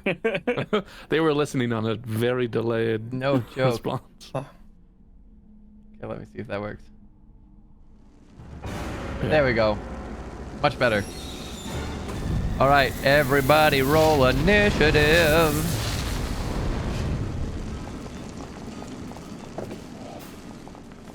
Oh, God damn. finally it's low. I got a nat 1. Copy that. Thank And God I then, wasn't. Sten, what was attacking. yours? 11.12. Everyone rolled low. But yay All right. for ready to actions. And are all you. I'm gonna cast Chromatic Orb on this front one at 3rd level. Okay.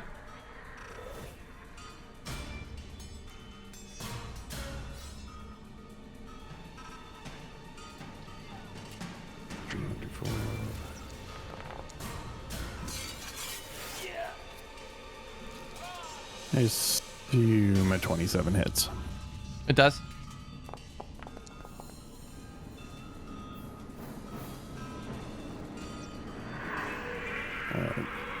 Stand by.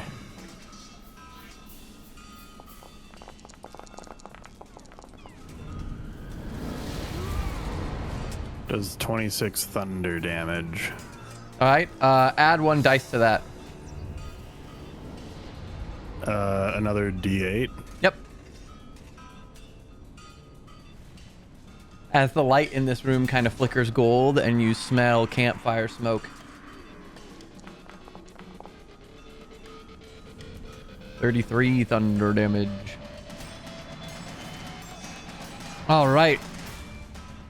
There is a mote of energy that flies from Andar's hand and a boom down the hallway, and this flame skull totters and seems to be some of its essence begins to kind of float off of its skull, which brings us to this one.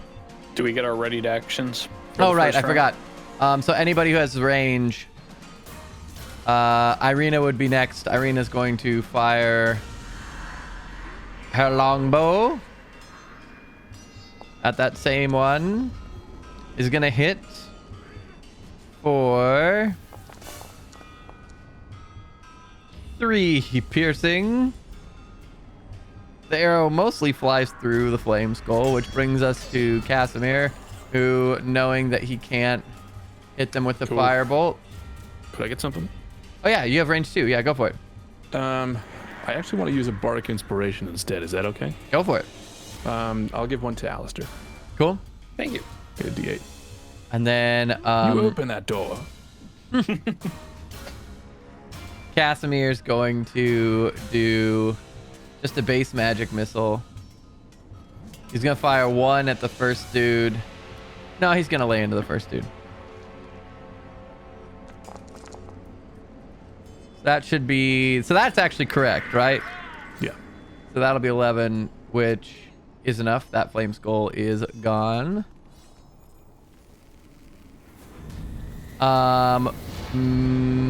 Alistair. Here, I'm gonna do this for you this time. Boom. Sacred Flame.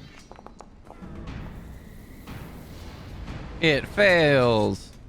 Cool. 2d8.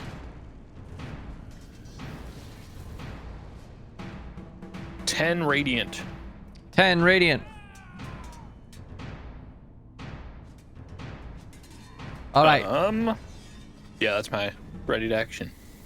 And Mim, what did you want to do for your ready to action? Were you just stealthing? No, I had my sword, but then I remembered that it doesn't do anything to them. So, yeah, I guess. Or can I cast Fairy Fire? Sure. Okay.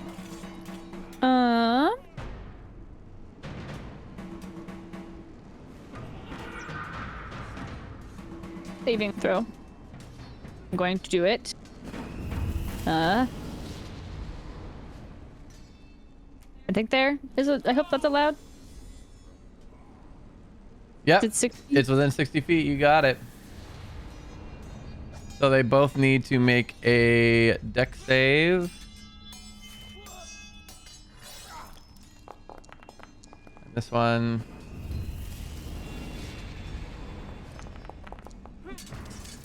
So the one in the front saves, the other one doesn't. Can we get targeted added on him? Yes. For status? Thank you. So that'll be advantage against that one. So now top of the round, Andar. Also, Mim, as a heads up, you're concentrating. That is a concentration spell. It's fine. Ta-da. Thank you. Andar. I'm gonna shoot another chromatic orb at that far back one. Cool. You just roll at advantage. First level.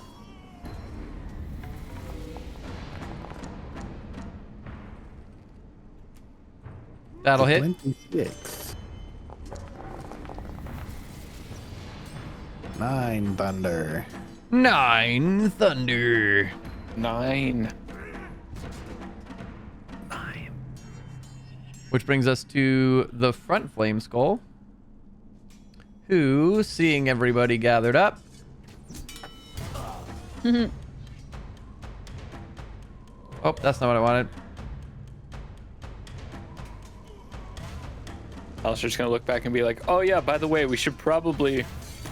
Hold on, I have to There we go. And I have no vision on this. so I'm gonna need a deck save from everybody. Ooh, fail. Save. I really fail. Irina and Mim take no damage.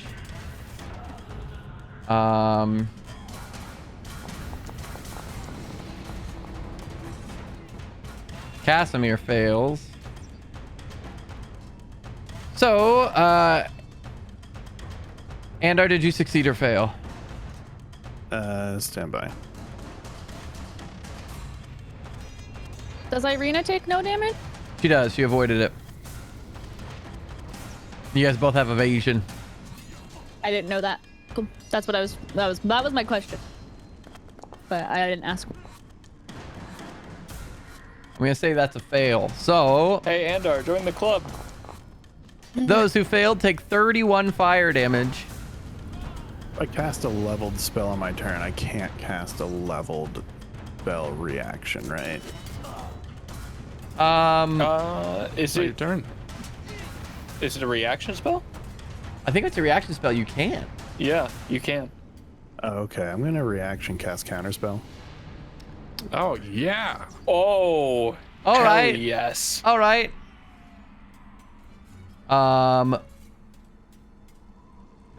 Let me check something. What level are you casting it at? Third. Third Should level. automatically- That should cancel the fireball, right? It It's should. also third level. Yep. So the fireball starts whirling towards you guys, and you all brace yourselves. And Andar mutters an incantation, and the fireball wisps into nothing right in front of you. You can smell the flame and the singe right in front of you, but it doesn't actually impact. That was so fucking clutch. Based wizard. Mim. Oh, it's my actual turn now. Yes.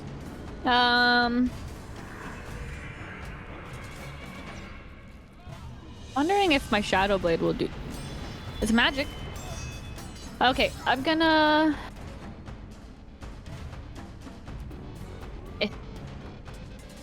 Why can't I attack?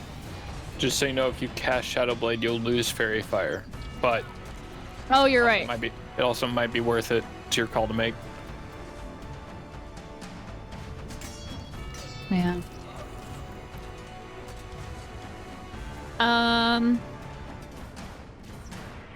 Here's what I'll do. I'm stealth still, right?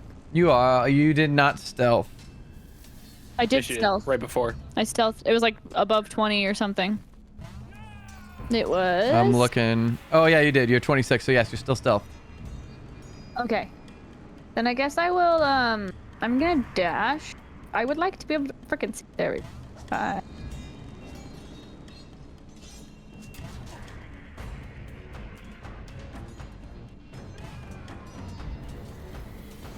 Oh, there's not another.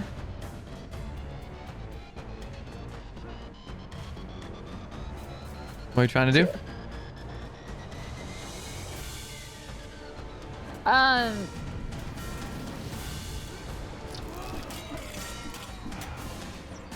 I'm going to. Sorry. Move 30 feet. Mm-hmm. And then as my action, I want to move 30 feet. And then can you wait, did we decide we can hold a bonus action? Hold on. You have your movement of 30 feet. Yeah. I don't want to do basically, okay, I'll just tell you what I want to do. I want to make it to like this corner here and still be stealth, so I want to do it fast. Yeah. And then hold Shadow Blade as a bonus action if they do something. I don't know if that's allowed. I don't remember.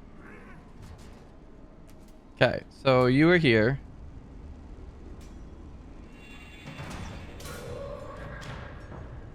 Hold on.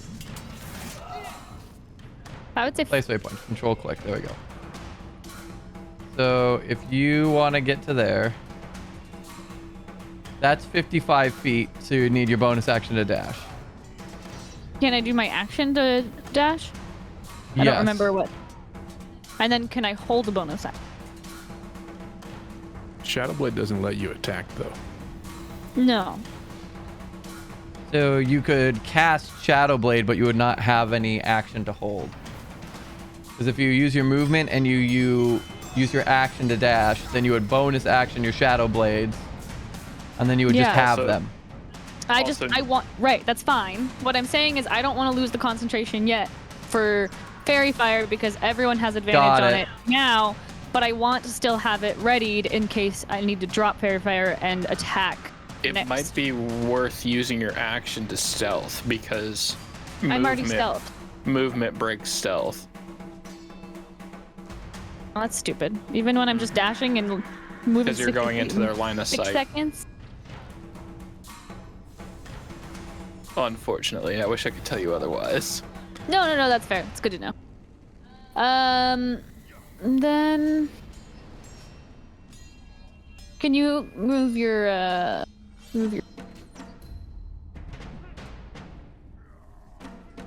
Here's what I'll do then. Wait, what is it? Control?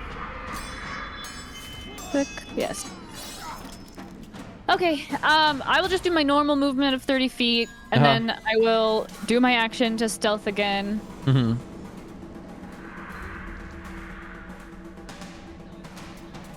You muted somewhere in there.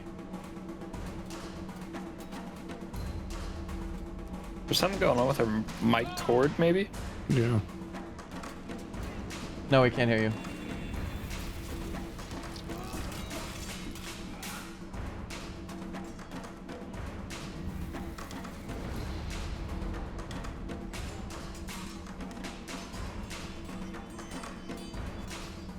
Uh-oh.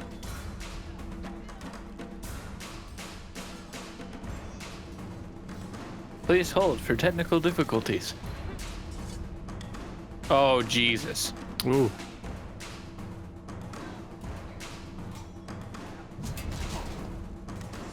Please be careful, there'll be power going through that. Just saying.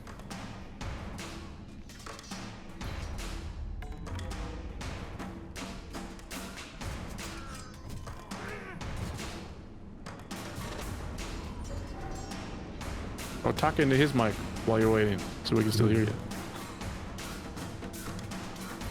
That's what he said to do. Oh, but the echo. Blah. Okay. I had a question. My question is, if I'm stealthed and then I attack someone, like I have to move to attack someone, doesn't that break my stealth so then I wouldn't get sneak attack? So it's on future ones. Yeah. Essentially, like, if you move at the end of your turn, your stealth breaks. So like here. Unless you re-hide. That makes sense. This pencil's hiding. Yeah, it's hiding behind the book, and then it comes out to attack. After that attack, now they know that this pencil's out. So No, like the first one is like surprise.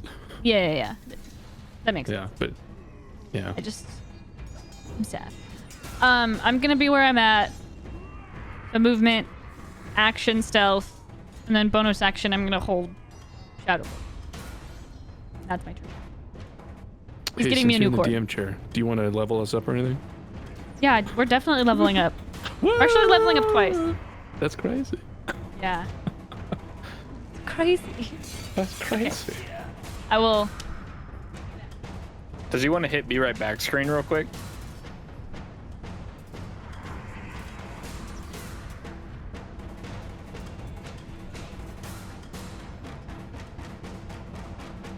So,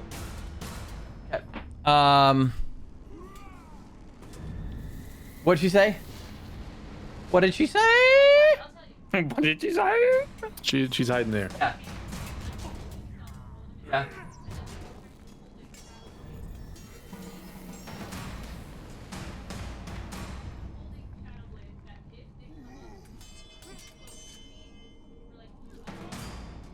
Can't hold a bonus action. I just checked. Sorry. I was dealing with that. Moving stealth. Okay. Irina is gonna fire an advantage on the one in the back. That'll hit. Nice. The arrow doesn't do that much, but she's doing what she can. Sten.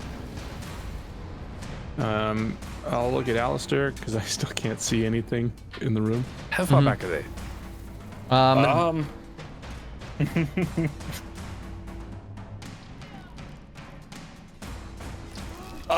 About 60 feet ish. I'll run past him. 5, 10, 15, 20, 30, 35, 40. Perfect. I will cast Shatter between the two of them at 4th level. All right. They both need to make a con save. A con save.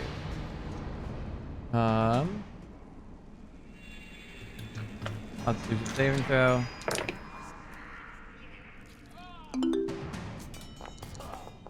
That was the worst high level roll I've ever rolled. 19 and 17. 19 and 17, they both succeed, so they take half of this, which will be pretty much nothing. 13, 14, 15, 16, 17. Half. It's 9. Thunder damage. 9 thunder damage. 9. Do I get a cool little thing that Andar got? So you come up and you clap, and there is a boom off in front of you, and both of the flames kind of jitter under the explosive sound. Kasimir. Oh, is it made of inorganic material, mayhaps? That's a good question. Because they would have disadvantage if they weren't. Um, I'm really reaching here. They are considered undead, so they are still biological material. Can you hear me? Yes. Yes. Yes. Okay. Also, just make sure that people get advantage, because on attacks. Yes. I didn't make an attack roll. Okay. I didn't know. Kasimir is gonna fire another magic missile at the one in the back. Oh, sorry, were you not done yet? Yeah, I'm gonna give Bardic Inspiration to. I could see Mim on the way in, so I'll give it to Mim. Oh. You get a D8. Okay. 11 to the one in the back.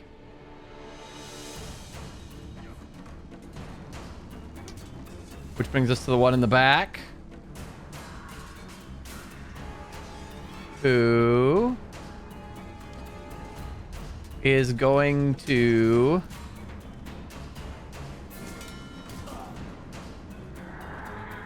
do also throw out its fireball and can hit almost everybody. That's everybody but Andar and Kasimir.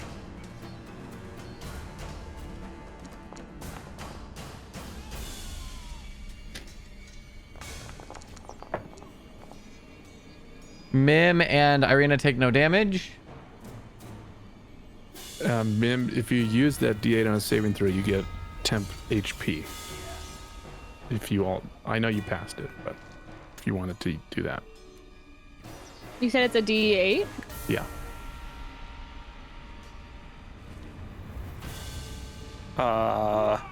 Same with Alice. I am also going to use the Bardic Inspiration, if that's cool. Do it. So you'll get whatever you roll plus 4 temp hit points. I don't need to use it. I save for 24. Let's Natural go. 20. And And then... then You said a D8, Sten? Yeah. And then Sten, did you save? I got a 13. Does that save? It does save. Okay. All right, so everyone's going to take half damage. 17 damage for Sten and Alistair. Okay, and then 17 damage. Cool. Speaking of, Alistair.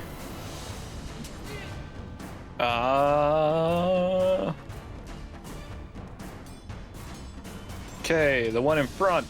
Mm-hmm. You still have advantage on the one in the back, just FYI. Oh, no, Boom, never mind. It's a saving throw. It doesn't matter. It fails. Cool. Boom. 9 radiant. 9 radiant.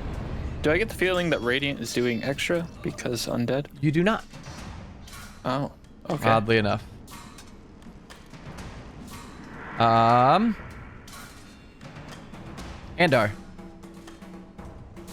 Boy, you know, against things that don't take fire damage, I'm kind of a one-trick pony here, so I'm gonna cast Chromatic Orb again for Go for thunder it. damage at 2nd level. Against which one? Which one have we been hitting? You've been dividing, actually. Cool. The one in the back. Got it.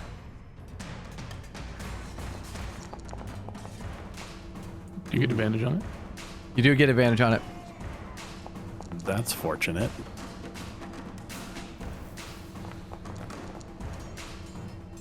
That's 21 to hit. gonna work. That'll hit. Incredibly fortunate.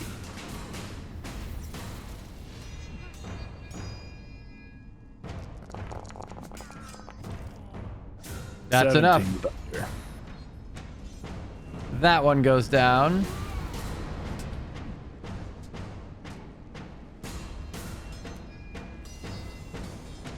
As it literally blasts into pieces. That your turn? Yeah. Got it? No, I'm gonna take a step back. Okay. Now it is. This one is going to cast a flaming orb and put it right here. Flaming sphere. So,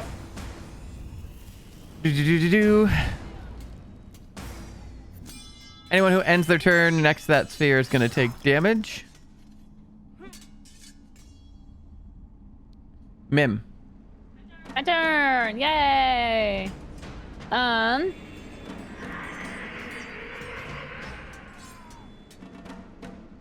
I end up... Is that in range? Because I can't quite tell. Yes. Okay. Bonus action, Shadow Blade, and attack. Go for it.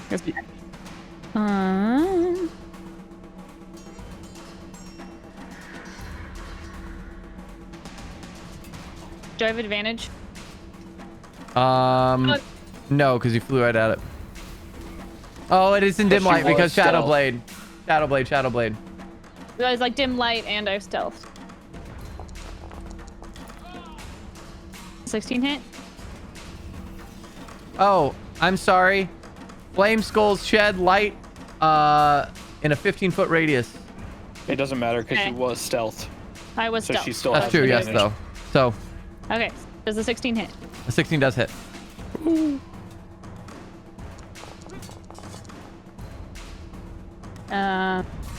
16. How do you want to do it?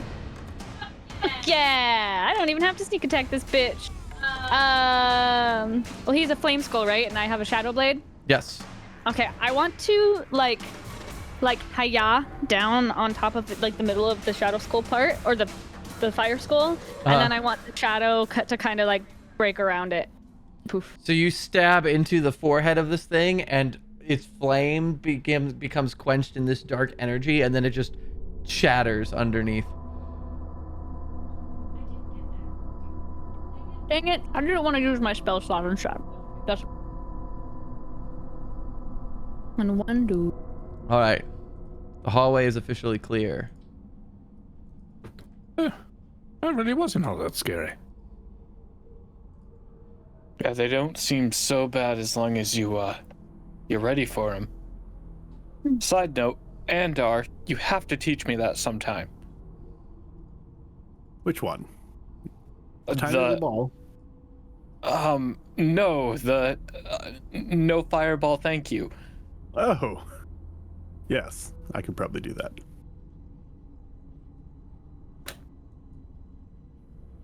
So Well. there are 3 doors along the left-hand side of this hallway and then 2 doors at the end of it. You guys can see through the right-hand side that there are these arrow slits that look into the center room once again. Well, I think he said over the balcony.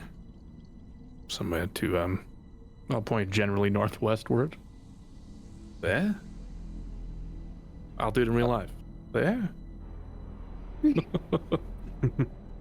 I would kind of like to at least take a look in all of the rooms. Quick description: the walls of this 20-foot wide, 70-foot long arch corridor are sheathed in amber. The southern half of the hall is scorched by fire. Several amber doors lead from this hall, and 3 arrow slits are cut into the east wall. Which door are you checking first?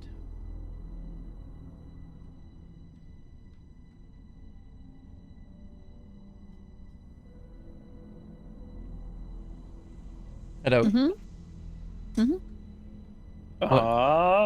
I'll check this door. Fuck it. Can I see if this is locked at the same time? Yes, you can.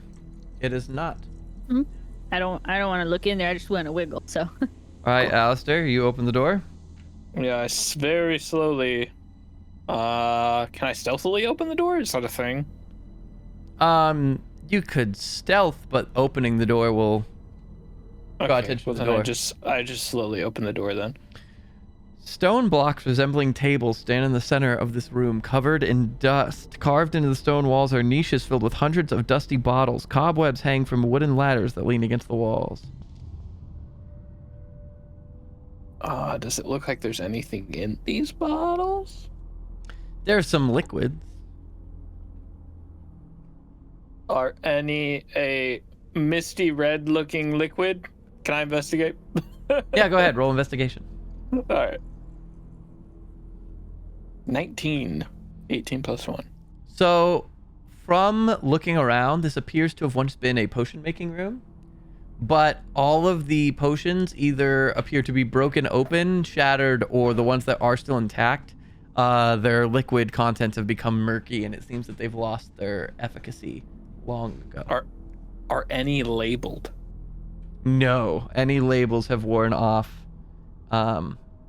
There's some tattered remains of what appears to be some, but they're all faded and at this point illegible.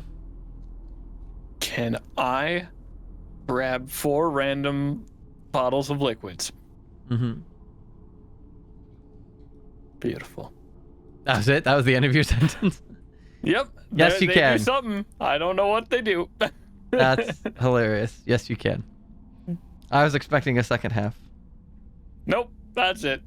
I now have chemicals. All right. Ma'am, are you Kasimir a opening hurricane. You're not opening your door? You just wanted to check if it was locked?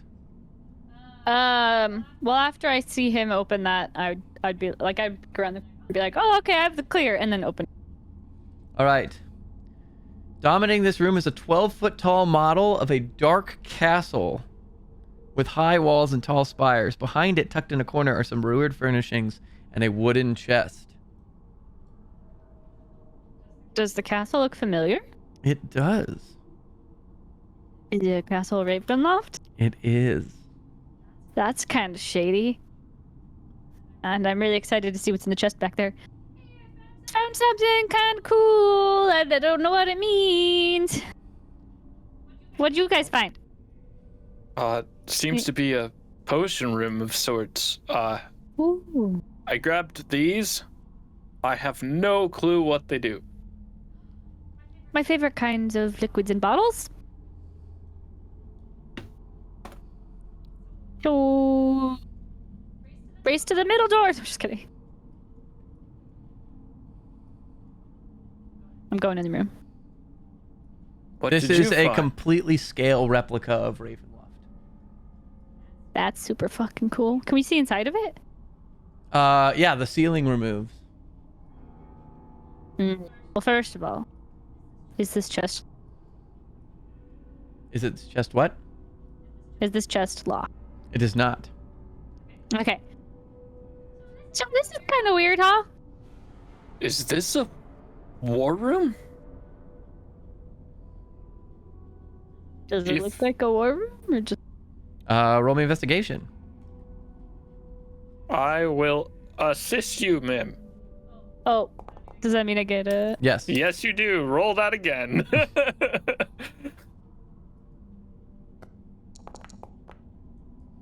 A little bit better.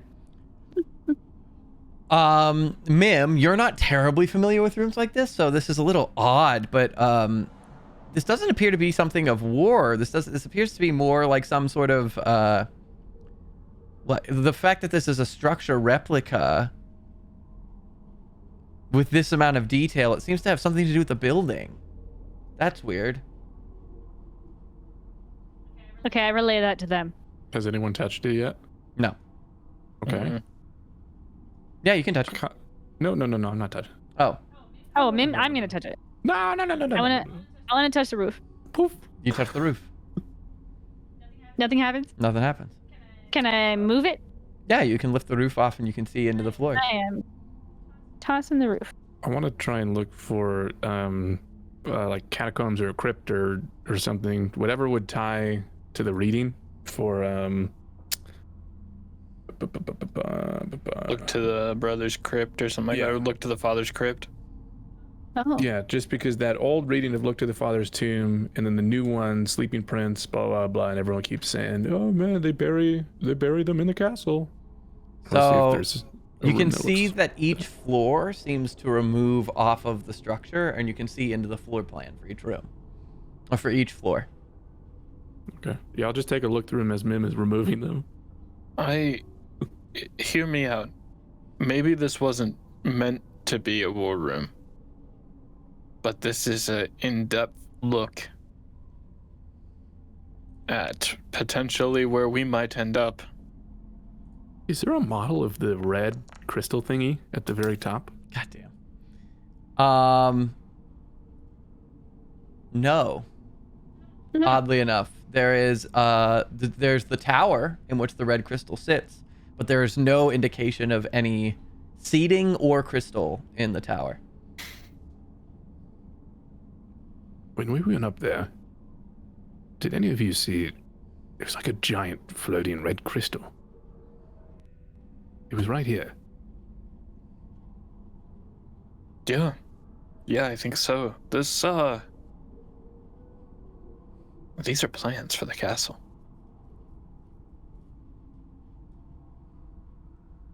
This is a scale model building plan. What's Strahd's brother's name? Sergey. Was he a wizard? No. Oh. No, he was, as far as I know, believe he was a paladin. Irina Of the Morning shakes. Lord. Irina shakes her head. Not even a paladin. He was a priest. Sorry, memories. No, you're fine.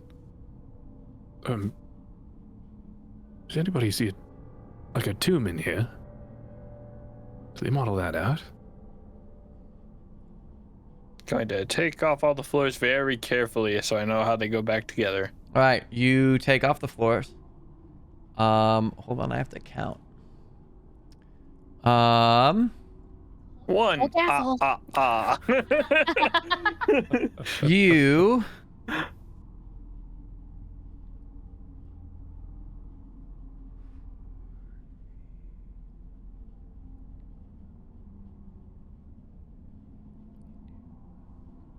Hold on. Sorry.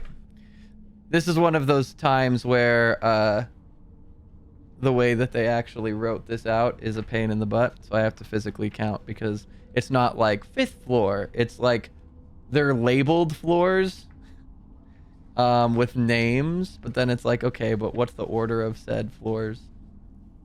Which sometimes is not helpful. Oops. I will say, while we're working on this, this isn't necessarily a great idea, but should we be able to stay here overnight and I can stay up, I can make us maps of Ravenloft. if I spend enough time with this, I can draw this, sketch this out. I could help you with that. I mean, I've been copying everything important so far that we've got our hands on. It might be worth doing. I know this will be a hard sell to Andar. Stand. Oh, he's in the hall. So you I just count... keep thinking. Sorry, go ahead. I just keep thinking of I guess Esmeralda's reading now. Where that amulet went.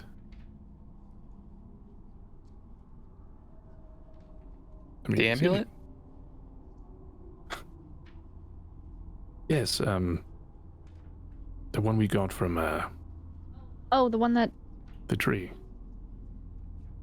Ah, Vasilis took. That Strahd took. He would have taken it back to the castle, right? I mean, if we believe that, what, Madame Ava and Esmeralda, I guess by extension, say, maybe he put it to rest with his brother's tomb. that is a solid theory. A game theory. Thanks for watching. You count 10 floors. Gee, Fucking castle. And this is such a of those 10, 8 are above the floor the main floor that you guys entered in on. And of those 8, 4 of them are just removable pieces of the tower. Including the landing in which you guys stood on with Valenta. And then you start getting into the castle itself for 3 more floors. 1, 2, 3. I'm sorry, 4 more floors. And then the floor of the castle removes itself. And you're able to see that beneath the castle, there is a set of catacombs 2 floors deep that seem to go into the actual structure of the hill below the castle. And the hill itself, the mountainside, is the terrain is also represented on this table.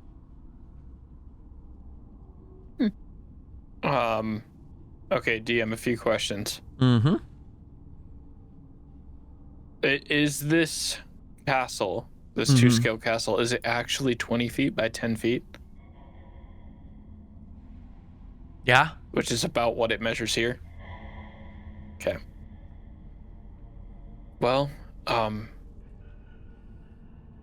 this is really big. If we take a night here, I could copy down a rough image. If we take 2 nights, I could get us a exact 2-scale. But I would be useless for the next 2 days. After that.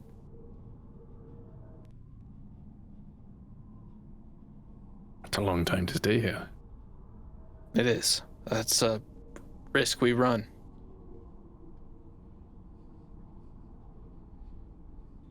It's a long time to stay here, but it's vast knowledge that we would have going forward. Well, let's look around the room a little bit, because if you think about it, somebody had to build this, and they probably had to build it off of plan. So maybe there's something laying around. I don't say we start now. I think we should continue exploring, but we come back to this. Can I look in this chest? Yeah, you can. Okay. And opening the chest. You open it up. It is filled with dust. Nothing at all. Roll me a perception check.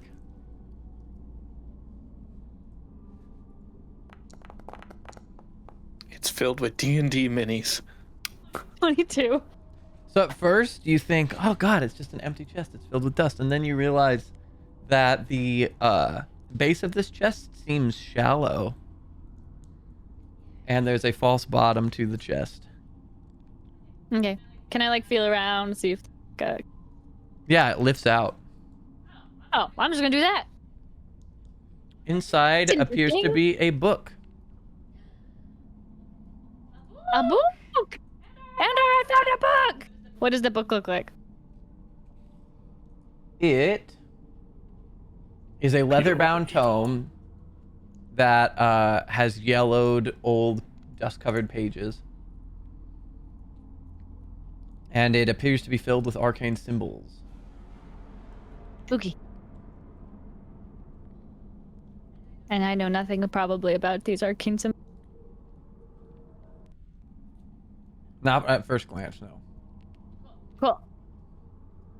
Well, I'm gonna walk over to the group at the table and be like, "Hey, and I turn it towards them. Anyone know what these are?"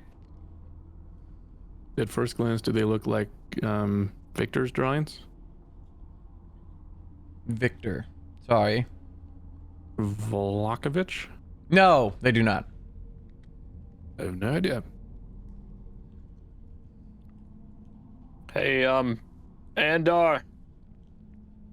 Yes. I got you a present. Magic book. Whoa. I'm gonna turn to Kasimir and say, perhaps we should all go inside. Why He just not? kind of like steps in. Bloop, bloop. Were you standing outside just watching him?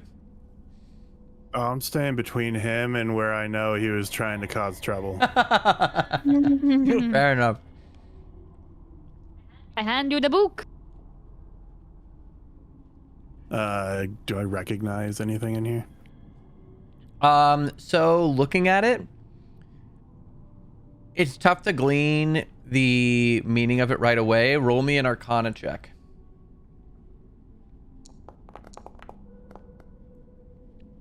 This 25.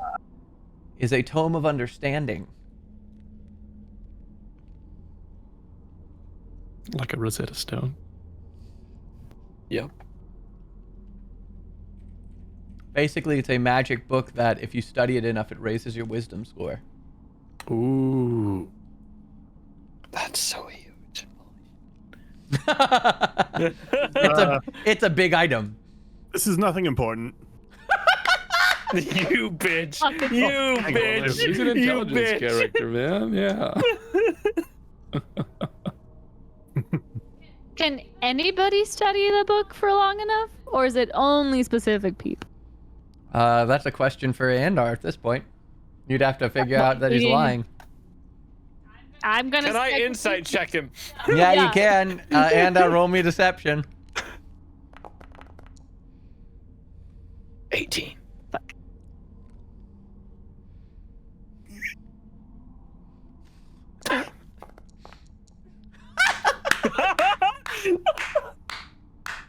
Oh, you're one. Zero. I have no charisma. I have negative charisma. Andar's eyes get very wide, and he immediately goes, "This isn't important." Tries to put it away. And I get confused. Andar, what is that? I'll tell him what it is. Oh, shit. Basically, Yeah. it makes you smarter, wiser. Does Well, it? then you don't need that. You're already so smart. Can anyone use it? Stand by? The answer is yes. Yes. But Well, and does it lose its magic afterwards? is it limited? Yes. Oh, damn. I It don't regains its magic in a century.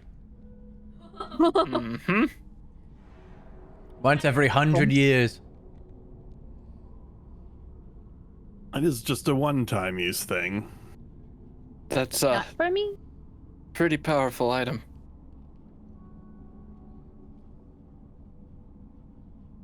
Yeah, it also increases your maximum by 2. Mm-hmm. You can go above 20. Holy shit. Wow. Okay, it's fine. I'm freaking out. It's fine. Too bad your truth's not here. Yeah, right. Well, also, it increases me as well. By, like, a lot. Because Well, who of uses it? Gunslinger. It's wisdom, right? Uh-huh. You do needs have to wisdom spend about 48 hours over a period of 6 days or fewer studying it specifically, so it is quite a time commitment. That's also valid. Yeah. I'm still looking around the model. Are there multiple entrances to the catacombs? Let me take a look. See. I feel like every time Andar looks at it, he goes, "Yeah, that's not important." So this wasn't new news to me. I'm like, yeah, that's probably really cool. There are multiple entrances, but they lead to different places. Is there an area bigger or more ornate planned? Here, you know what? I'll do this. This will be, I think, appropriate for the fact that you guys aren't really looking this. Let me actually make sure that you guys can see. This is the map of the catacombs.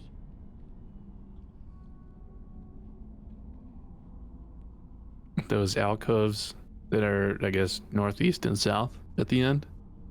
Do those only have one thing in them? Northeast and south.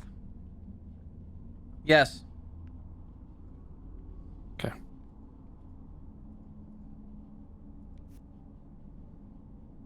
Maybe mother, father, brother?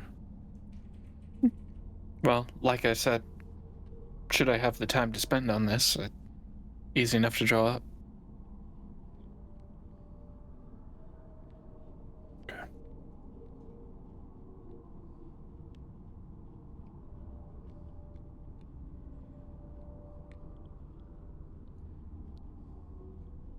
Finding just the right angle to get it for you guys and camera is like just like one spot.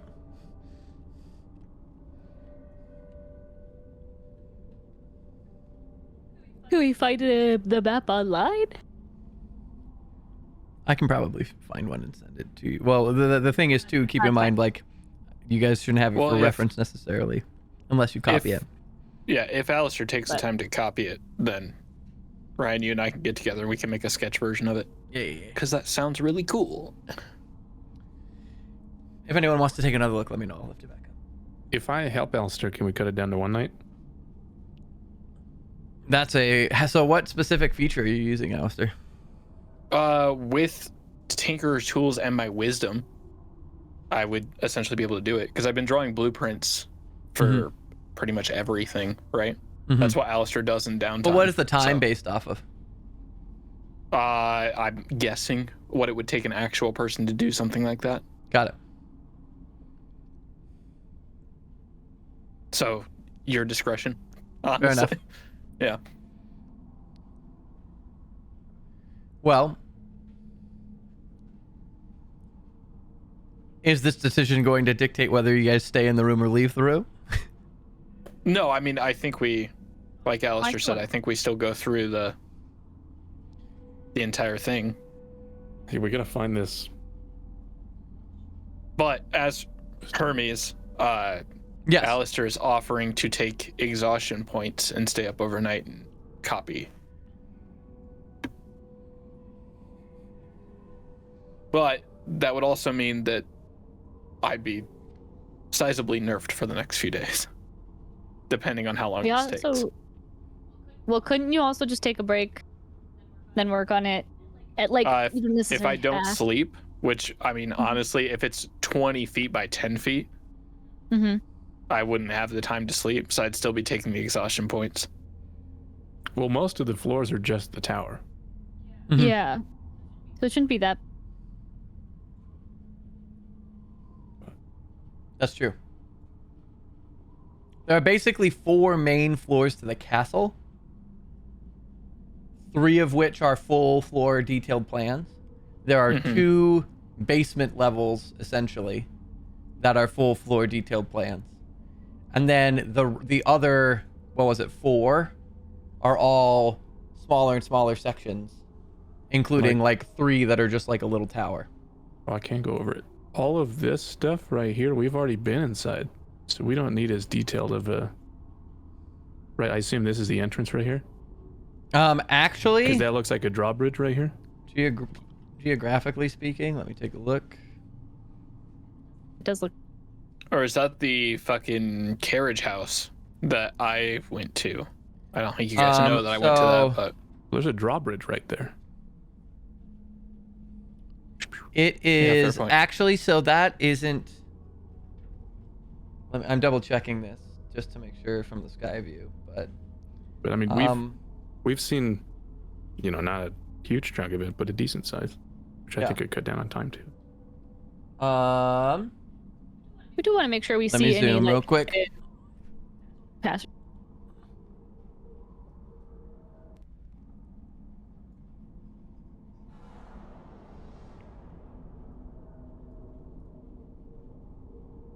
Got it. So the image is a little bit deceptive because in theory, if this were to be an accurate like floor plan for Raven, like the actual image on the map here isn't indicative of the shape of the castle. Because for example, the shape of the castle looks more like this. There is a drawbridge on one side, but actually speaking, that image isn't super indicative of. And it would be flipped the other way.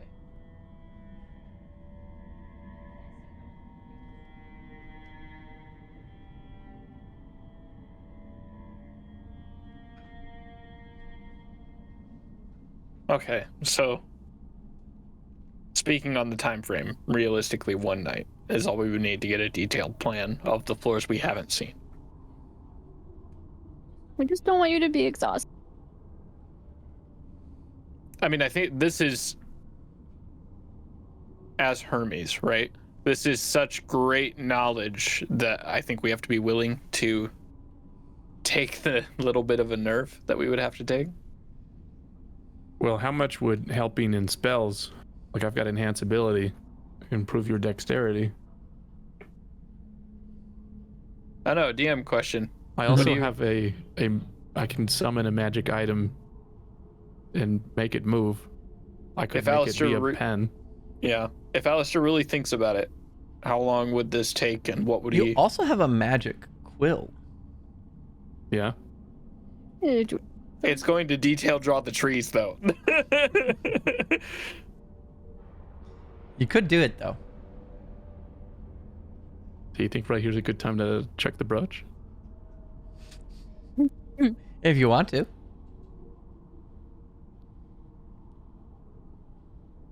Yeah. All right.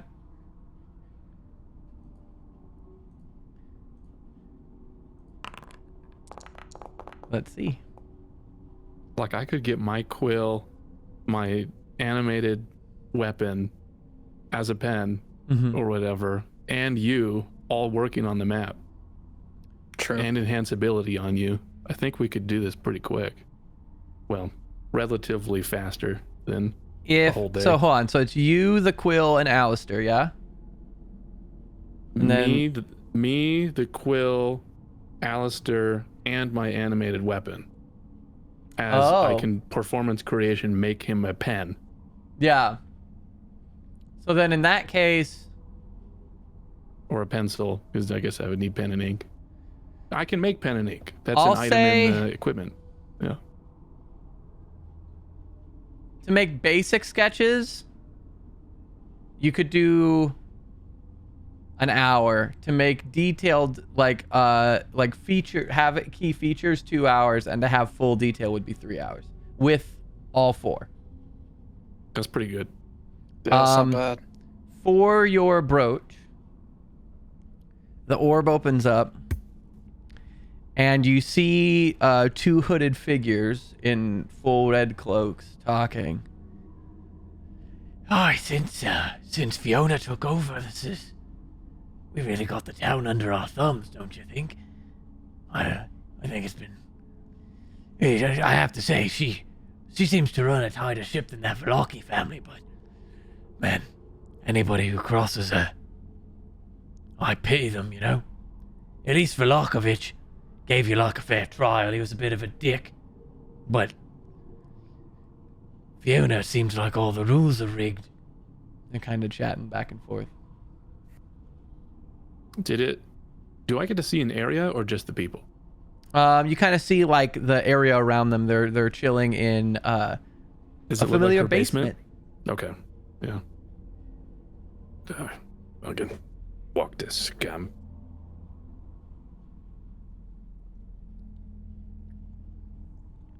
I'll turn to Kasimir. Sorry you had to see that. I don't think he's seen me do that. I'm. How are we feeling? Are we feeling tired? Feeling eager to check out whatever this man is. Yeah. Perhaps this is something we should come back to. I agree. I think that this is definitely useful information, but I don't think it's going anywhere. But also, like, I guess what Alistair's asking, how long have we been awake? This has been a really long day. Yeah. You guys have only been in the temple a couple hours. Because we So it's slept outside probably- and then- Oh, that's true. We did sleep outside. I'm It's forgetting about probably midday. that. Okay. but a lot of fighting. It's been a lot of fighting and a lot of exploring and a lot of discussion, but even then, overall, it's maybe been 4 hours in game for like the last 2 sessions. But I'm gonna pat the table in front of me and just say, "Yeah, we come back to this for sure." Let's go. I think I have things to help you, Alistair. Sounds like a plan, honestly. Sounds good. Wait. We didn't check the middle door. Oh, you mean the one I that just says confidently- death door? This Oh, way to Death a House? hallway. A hallway. A little ominous. I'm too confident now. I was like, Mim, It's a Doors 20-foot that long, lead- 10-foot high hallway of bare stone and has an amber door on either side. oh. doors that lead you- to what'd other you- doors typically mean bad things behind the other one. Can I listen behind the door? Go ahead, roll me a perception check. Before I like walk over, though, I whisper, "Wow, that's really wise coming from somebody who likes to, just shoot random giant things of stone." Wisdom's like my highest score, Mim. It's completely quiet on the other side of the door. Okay, it's quiet on the other side of the door. Like, can we just try it? The flame skull still just makes run. sounds. Wait, they don't at all. I think the ones we've been listening to are very quiet. Well, they were all the way on the other side of the hallway. Sure. Evil doesn't know Why distance, wouldn't though. flame? You know what? Can I check it to see if it's locked? It is unlocked. Open it. I'm gonna knock on it. I'm gonna knock. You knock. No answer. Hello? Flame skulls! Mim, Come and wisdom. get us! My wisdom might be high, but my intelligence is super low, and I open the door. Yes. Okay. It's a staircase. Well, that was anticlimactic. Yeah, it was. You guys really built it up. I'm gonna like Kronk in Emperor's New Groove when he goes against the wall and go, and I'm gonna like peek over the corner and I say, ugh, more stairs. You can fly. I do like the idea of her just like, oh, stairs. I hate stairs. Do I see does it spiral down to more stairs? Is it dark? It leads down to a landing that curves to the right this way.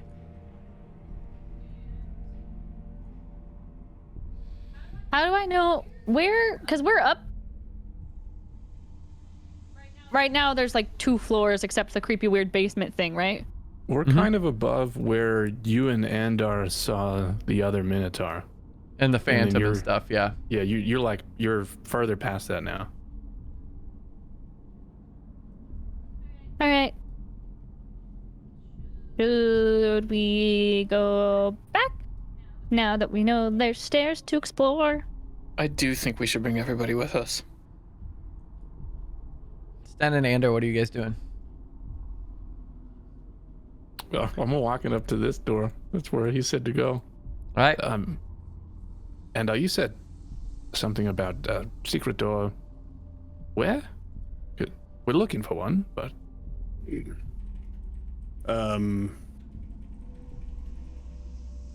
if I kind of get the layout right, I think it's probably going to be a ways up. We walked back quite a ways. I don't think we've traced our steps back far enough yet.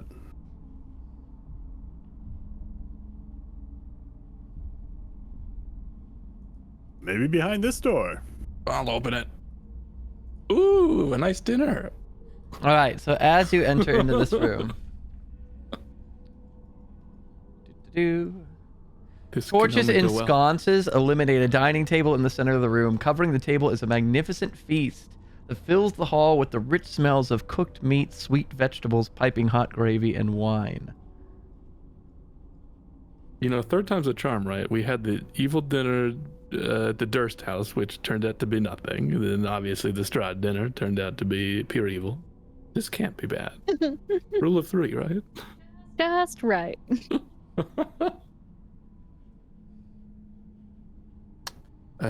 Yeah, no, certainly not hungry though. Because there's still that all encompassing evil that we feel in this part, right? It is chilly. It is still ominous. Mm-hmm. Admittedly, Yeah. the smells are very enticing considering, but no, it is still chilly.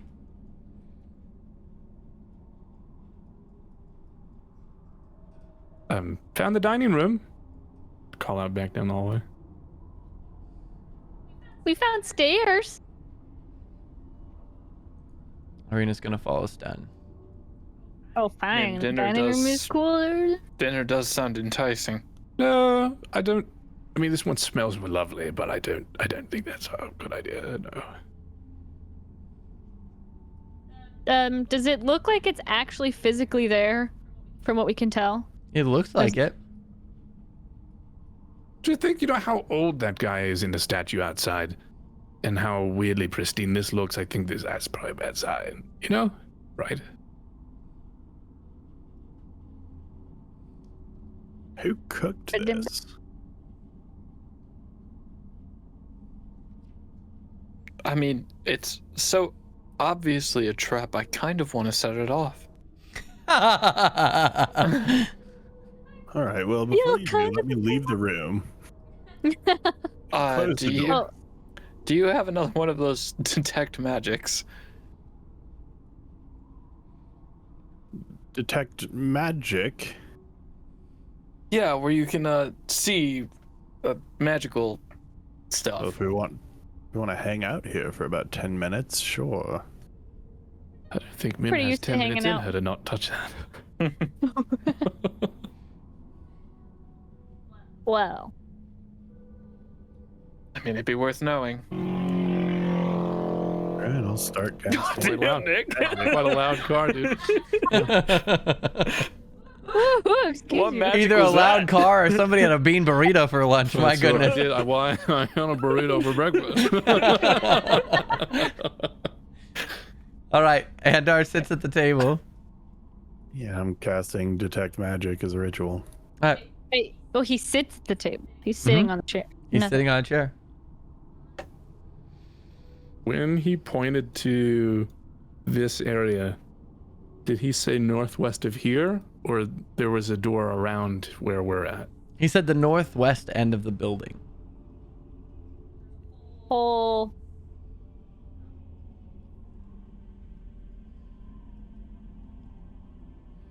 Good. Irina Okay. is going to wait about 2 minutes before kind of listening to the door here Oh god. and then opening it up, and it appears to lead to the broken balcony. Oh, But she just kind of keeps an eye out that direction. there are And doors. Kasimir goes and closes these two doors. Can I, just since we're waiting on a ritual, can I go around the room and just check, feel around the walls, all that stuff? Sure, roll me investigation. Okay. Investigation. The Not control. very good. 17. Right? You feel around. Everything seems solid. You do notice that the torches, as you get close to them, don't appear to be casting any sort of warmth.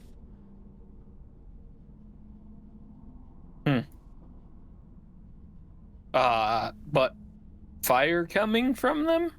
Like, do I get the sense that it's more of a light enchantment? Or just, that's weird that they're not giving off warmth? There's light, but they aren't giving off warmth. Got you. Sten, what are you doing? I want to try and, not touching Andar, really stare to see if I can find that wand he picked up. Because I think he briefly mentioned maybe I could use it, but maybe it was sarcastic when he said it. So I'll just pretend You'd have to open a flap in a side pouch to find it. I'm just giving you a heavy side eye and just, oh, what is that? No, that wasn't it. Gonna be looking forward, and every once in a while, just a little glance over. Just trading side eyes. Mim, what are you doing? Okay, you know how I have this image in my head. I'm gonna be flying over back and forth over the table, being bored. But it kind of looks like I'm backstroking, swimming, but floating, kind of fluttering with my wings. Just just back and forth over the table, being bored. Sten, what are you doing? Well, I'm just learning magic from Andar. Right? And I'll give him a hip check. Did any wand shuffle?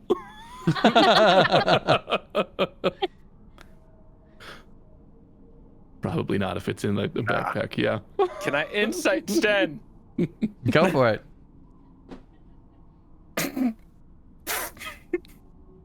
Hey, what'd you get on deception? I'm not rolling deception. Oh. Okay, well, I rolled a 4 on insight. Oh, you can't. I have a +10 to those. Okay, I'll walk away.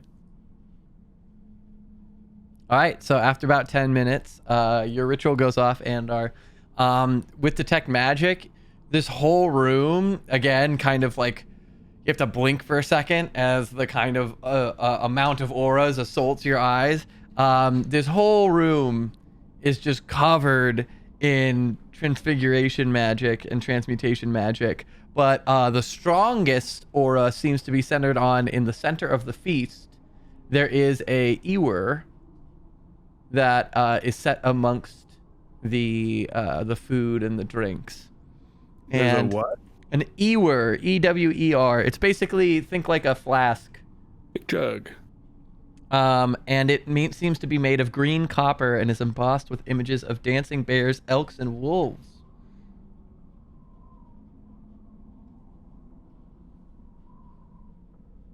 And it seems like that's kind of where a ton of magic is concentrated.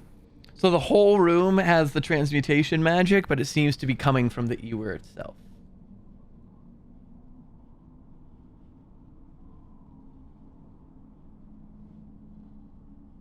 Also with... Oh, this was I did detect magic. Okay, cool, yeah. That's it.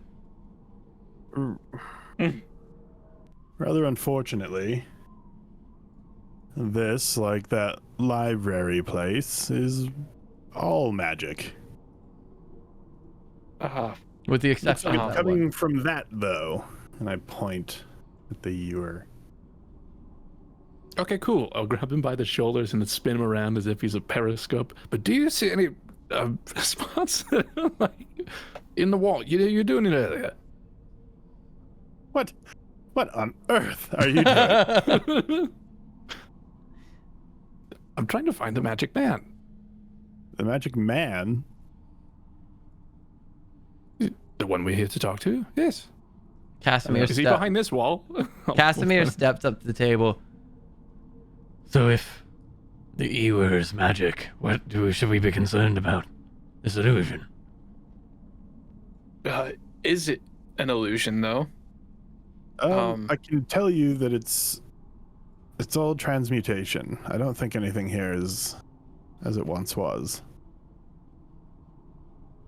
All right, DM question. Mm-hmm. How much of the general scope of spells knowledge do characters have? Decently. I will say from Andar's Detect Magic, Andar, you can tell that basically everything in the room is illusory except for the table, the chairs, and the flask. None of this is real. All right, never mind. And based on how things are going, I would recommend we don't touch anything. I'll take my hands off Andar's shoulders. Probably a year as a mimic.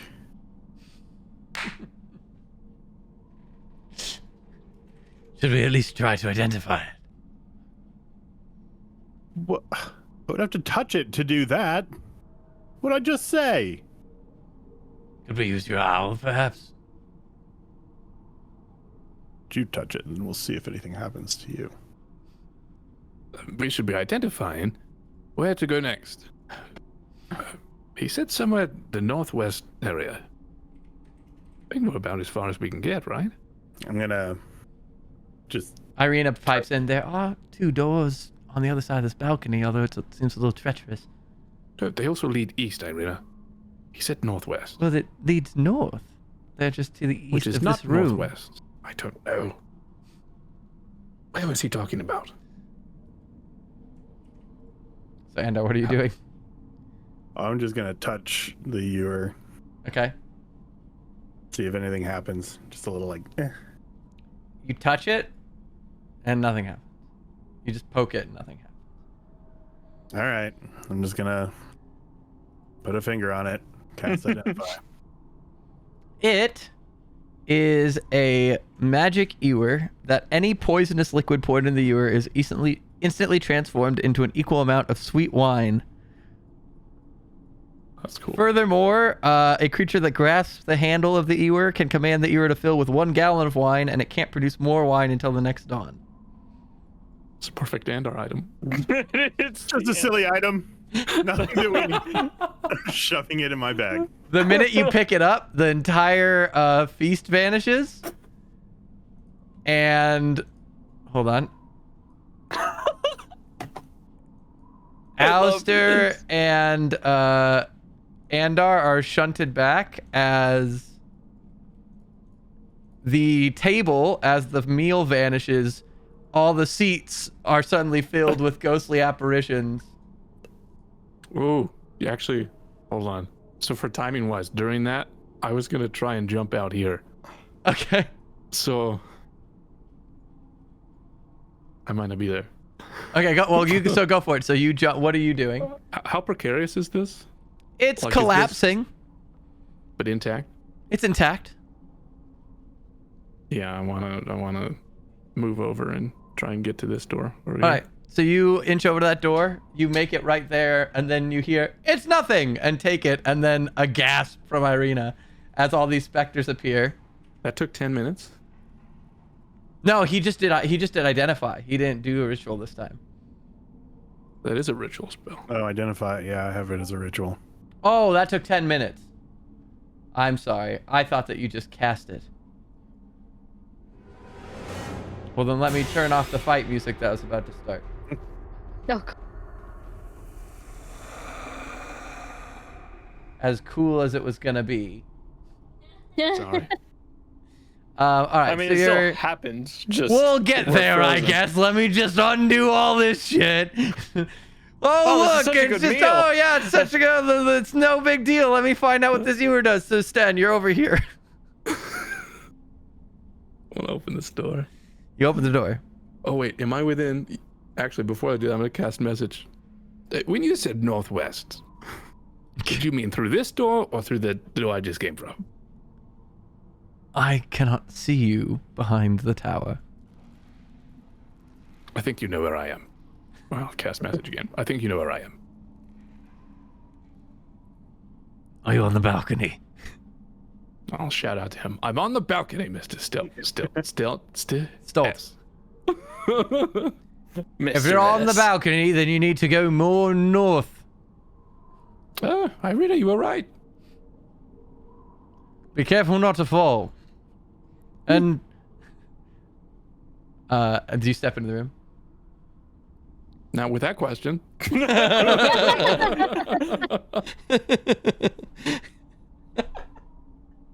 I was just asking. I'm clarifying. sure. As you step into the room, he says, "Also, be careful of the statue in there." And you notice as you walk into this room, this bare stone room consists of a foyer to the east and a shrine to the west. I do that all Candlesticks draped in cobwebs stand in the four corners of the foyer. In the shrine, a faceless obsidian statue stands in a raised alcove at the western end of the chamber. Slept before the statue are two desiccated corpses in tattered garments. Two pairs of alcoves line the north and south walls of the shrine. I need a wisdom saving throw from you, my friend. Oh, neat. Oh, that's not very high. Okay. Oh, 4. Okay. Hold, please. Really ruined the trajectory of this dinner. I'm sorry. This is going to be very interesting. What?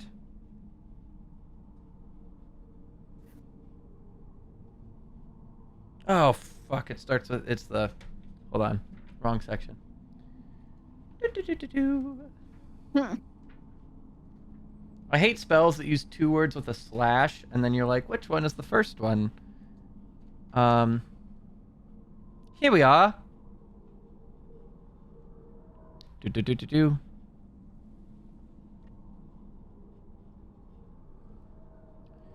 So, you feel an intense urge to approach the statue.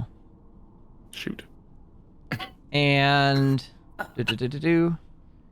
as you approach the statue, you physically cannot move away from it. You move as close as you can to it, and you So all these feel collapsed drawn bodies. to the statue.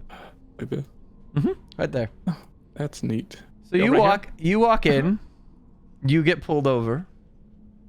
Wow. Irina's Smells like cupcakes. Irina's gonna follow.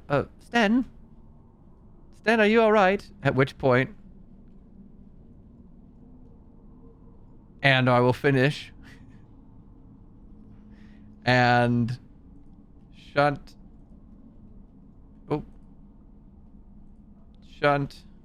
No, I don't wanna.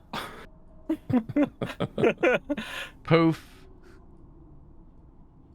And I think this might be a good place for us to stop today. And are the legend as it was foretold. This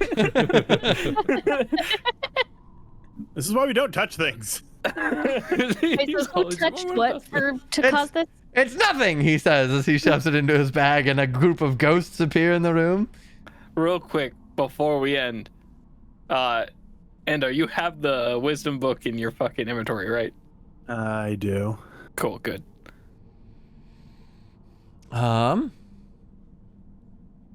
Yes, this seems like a very apt place to stop. Congrats, you guys have made it through a significant additional chunk of the Amber Temple. Ooh. Are you happy now? Go make friends with a statue. That'll be rad. It's okay, there's just a couple desiccated corpses underneath. It should be fine. Yeah. They probably had that dinner that Andar was thinking of touching. Hush. The minute, and I'm going to point out, this Ewer is as written. I didn't change anything, but the minute I read it, I was like, oh, that's going to be so fun. a endless wine flask? A bottle that just fills itself with wine and turns poison liquid into wine? My God. Too good to be true. It actually says, many unscrupulous Barovians in Vistani would kill to obtain this. Others would gladly pay for it or accept it as a gift. It's like, no, duh. Oh, boy. Well, let's murder these bitches so that Andar can keep it. Oh, Andar is keeping it regardless of what happens to these guys. Andar will die on this hill. He's like, you don't get this back. You're dead. You don't even deserve one. Or not deserve. I don't. Well, there you go. You guys actually did some stuff in the temple today, as opposed to just looking in rooms. We learned a lot last time, and then this time we did and learned more. If we After get a bunch of this, things bad happened. I'm excited to get this blueprint. If we get this blueprint, we go in with a lot of knowledge to the end. And being as we don't have a ally anymore, that's huge. What? Knowledge in the Forbidden Temple of Knowledge? What? There's some stuff to learn in here. Also, I should have Alistair'd this guy before he released pestilence on all of Barovia. God damn it. That's why I left the lecture hall, because I thought you were going to shoot him, and I was going to, and then I'm like, Alistair's learned. But now he's learned nothing, and he's going to do it to everybody he sees. Like, this just spiraled out of control. Does the statue smell good? Like It's- cookies. It smells like dream pies. Let me put it this way. I'll put it this way. The only direction I'm given is it's as if you're affected by the antipathy sympathy spell, which just says you're drawn to it. So fill in the gaps. Okay. Like, is it? I mean, it's got to be more powerful than these corpses at my feet. Yes. To just walk close. It literally, sympathy antipathy reads, the enchantment causes the specified creature to feel intense urge to approach the target while within 60 feet or able to see it. When they can see the target or come within 60 feet, they must succeed on a wisdom saving throw or use its movement on each of its turns to enter the area or move within range of the target. When the creature has done so, it can't willingly move away. And if the target damages or otherwise harms an affected creature, they get an additional saving throw to end the effect. But literally, it's just like you feel drawn to it. You have to move towards it.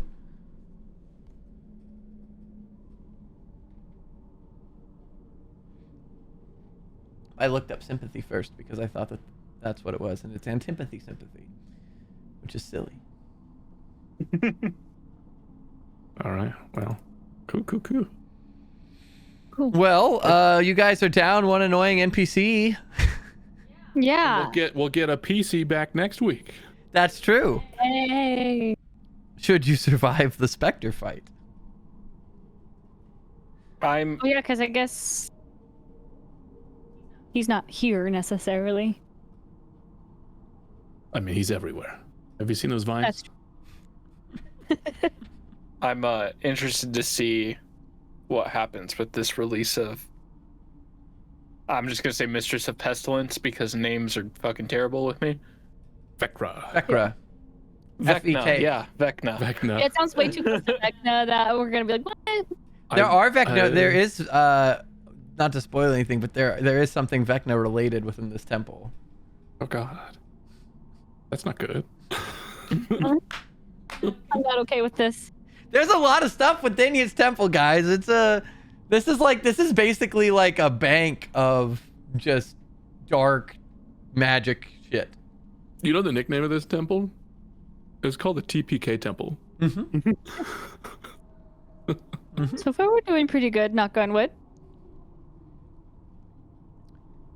That wisdom tome's intense.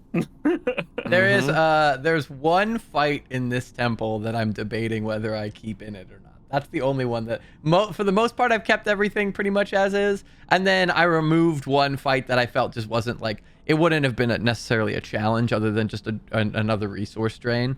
But it didn't, I don't feel like it narratively fits well. But there is one fight that is designed to be in the temple that I was like, if a Doombee's not there, first off, they're screwed. Like, they would need a full party face down in the first place. But even if a Doombee is there, is this worth it? Like, is this worth keeping in? But yeah, there's been a couple shifts.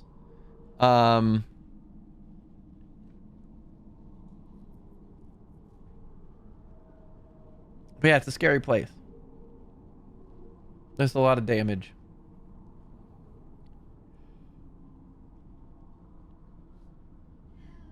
Oh yeah, the pestilence thing is gonna be real rough.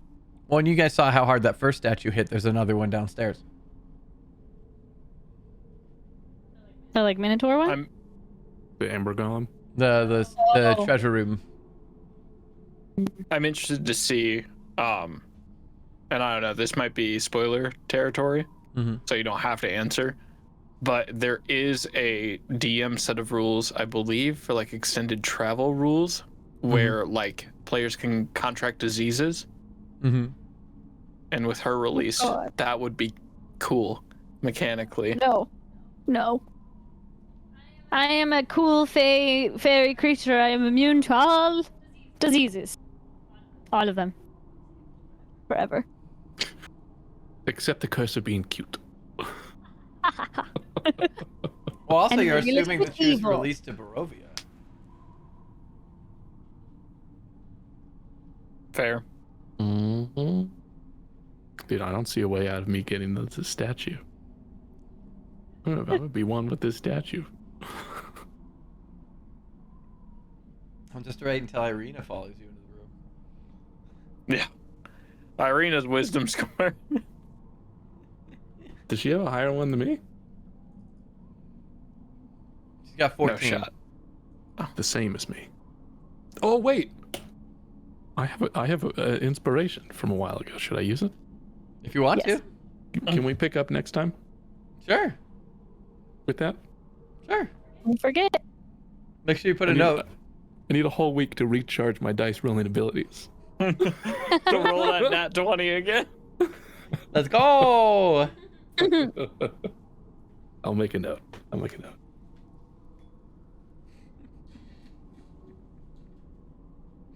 Oh man.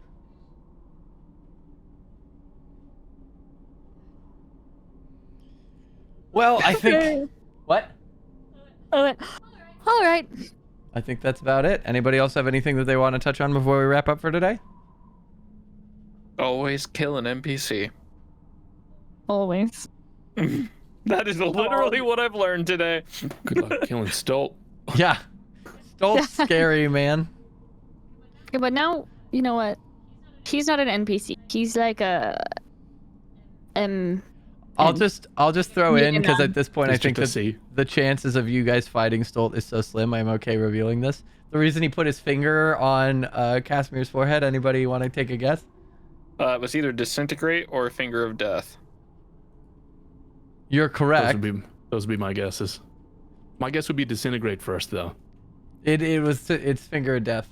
Finger of death. Doesn't that revive him as a zombie if he kills him? Yeah. Oh my god. I'll be real. You threw me for a whole ass. Threw me for a whole ass loop with banishment. Because as written, banishment isn't allowed in this module. He's I'm also Team Kazambamir. Is it though? Is it though? Because Cap is God. I was just gonna say there are aspects of banishment as written that don't Well, work. so it says it just straight fails. Where? I will send you the exact writing. I want to see this.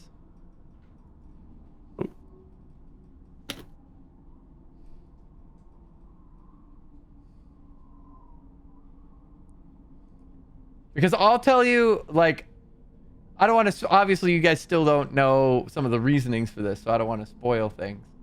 But I'll tell you at least my thoughts once we get to that point. He must not have been banished to a different plane of existence then, and he didn't. Well, leave so he Barovia. said, which kind of made sense. There was He said that he was in the fog. Yeah. So that's still on this plane, technically. No, it is. Or like in between the planes. So like that did make sense. So here's the thing. So that is accurate. I also think it's a little bit spoilery, so I'm going to remove it. Or you have to remove it. I can't remove it. But that's valid, but here's what I'm going to read you that I think is going to, at least where I was thinking, right? Is if the target is native to the plane of existence you're on, you banish the target to a harmless demiplane. Well, there, blah, blah, blah. They're incapacitated, etc. And so you're not technically escaping this plane in that sense. But is he... Or sent to a different plane. He's not technically native, though, is he? Because he's from Shadowfell. Like, his lineage is from Shadowfell. His lineage is from Shadowfell, but the Dusk Elves that are settled here have been settled in Barovia for hundreds of years. Interesting. So I always took that spell as, like, it matters on your lineage, right? Because, like, if a fiend comes into existence in the material plane, it'll still be sent to the Nine Hells when banished. So Mim and I normally would be put back in the Feywild, because that's where we came from. Correct. But if we weren't born there, if we were born in Barovia, that would be our home plane. That's my thinking. Yeah. Interesting. Okay. Because, and the other thing is, like, fiends and demons are a unique example because fiends and demons are created, not born, right? So, like, your race can originate on a different plane, but if you individually are native to the material plane. And also, we do know that, like, the ethereal plane exists in Barovia because of things like the hags. The hags can travel through the ethereal plane. So, different levels of the same plane exist, but to leave this plane is impossible. But a harmless demiplane, I would argue, would be very similar to something like the ethereal plane, where it exists within the same plane of existence. It's just another layer. Got you. Because I took that as, like, that ruling as, like, you wouldn't be able to cast Magnificent Mansion because that gets you off of the plane and you're safe, so therefore you're not allowed to cast it. So interestingly enough, there is a casting as written in the module where Magnificent Mansion is used. I won't say for what, but... See, that's weird to me because, like, that ruling technically... Yeah. Well, so I think the difference is... I think it's demiplanes, right? Yeah. I think it's demiplanes is the key here of this is a plane that exists and miniature planes within it can exist, but nothing can exit the actual border of the plane itself. Gotcha. Would be my argument, but there's, like, in module as written, at least in the version that we're using. I don't know if it's originally, but there is a version and let me see if I can read a section without spoiling anything.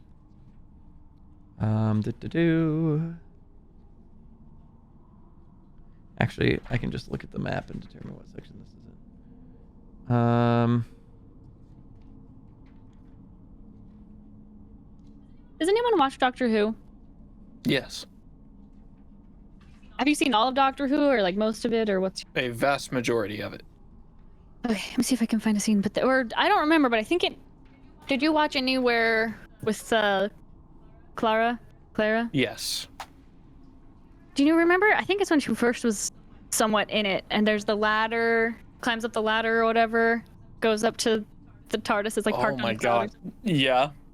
Yeah, I feel like that's, like, how I would imagine a demiplane in a way. Or, like, what's the thing where you have, like, the rope, or, like...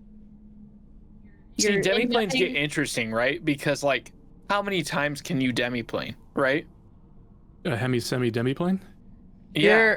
So I found the section, and I'm going to omit a great deal of this, but it basically says, serves as the entrance to their extra-dimensional lair created using Mordekainen's Magnificent Mansion spell. There, the party is provided with food and sanctuary away from Barovia, blah, blah, blah.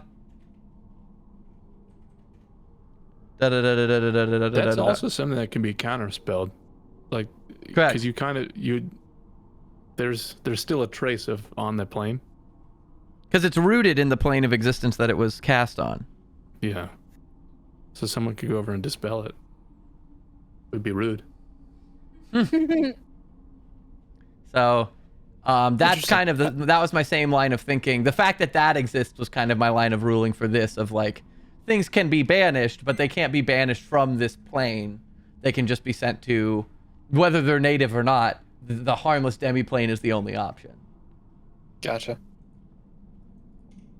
I wonder if you got sent back, if you were pulled back by the fog during that minute of banishment.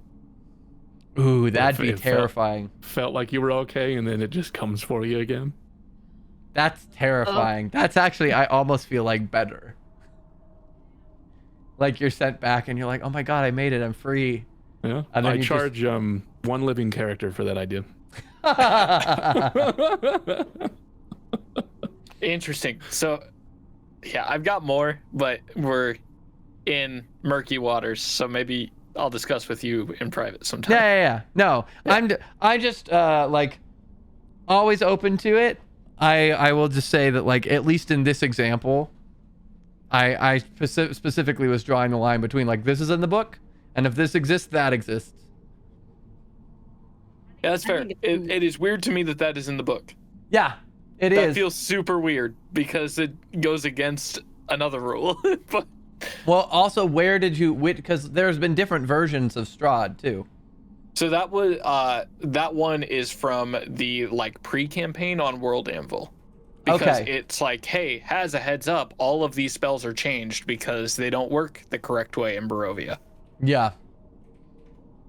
Like, it literally states, like, find familiar. The familiar is undead, not a celestial, fey, or fiend, and is immune to features that turn undead. Yeah. So I think that's in here. Let me see if I can find it. Big B's hand, the conjured hand is skeletal. Yep. Like, So that's the stuff that I've been. Marks of Well, like, horror, no one's getting personification, the Bewitched. unknown. It's a 9th level spell. Let me see if I can find that exact thing. Blah, blah, Does blah. that include divine intervention? That thing you put?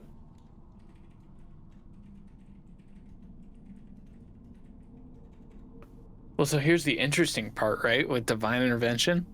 Because you could just ask to be not there.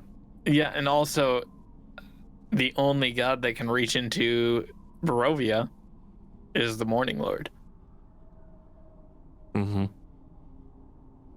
Mm-hmm. Minus the one cloaked figure that we have heard of. That I also physically know nothing about. Sorry. Nick, that burrito. was taking Jesus. laps again. Yeah. Yeah, Same. jeez. It's crazy that I put a second microphone at my hips. I should rethink that. Or, just have some, like, gas. Blah, blah, blah. I'll have to see if I can find that section again, because I don't remember. It's probably towards the front, because this is like the pre-campaign. That's what I was looking at, but I didn't see it at first glance. But I know I saw this somewhere.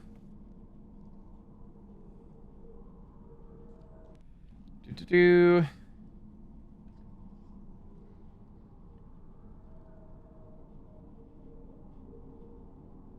Yeah, okay. Age.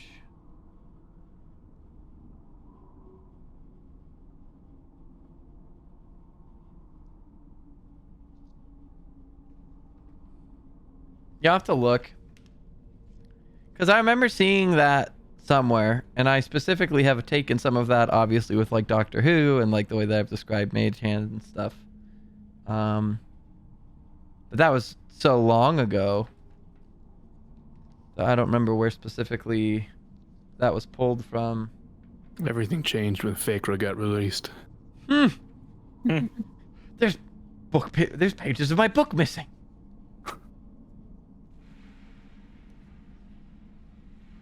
This What just are says something about. poxes? This just says something about Lilith.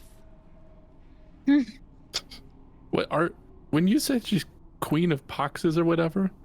Oh, here we go. I think, Cosmetic like, chicken spell. pox and It says smallpox. cosmetic spell modifications. I just found it.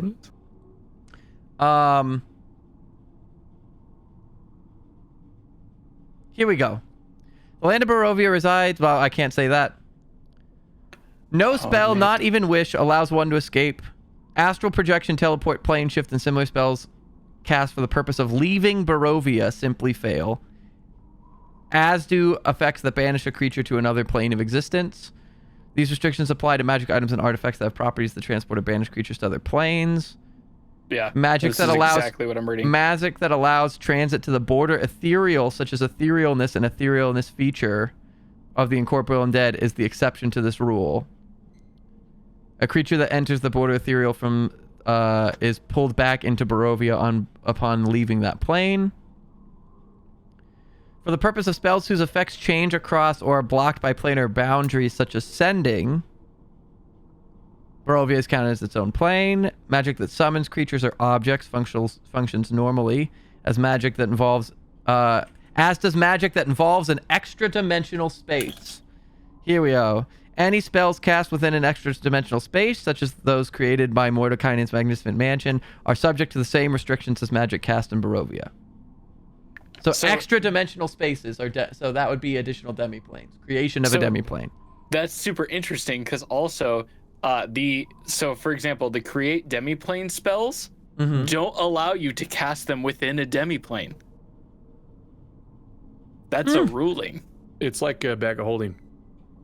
Yeah. You put a bag of holding in a bag of holding. It also says, well, in Barovia, characters who receive spells from deities or otherworldly pages continue to do so. In addition, spells that allow contact with beings from other planes function normally with one proviso. Ooh.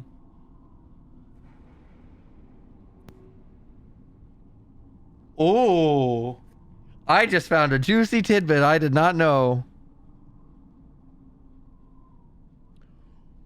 Ooh. Oh god. Uh-oh. I have to share. Oh man, I have to share that with you guys later. Woo! What did I do?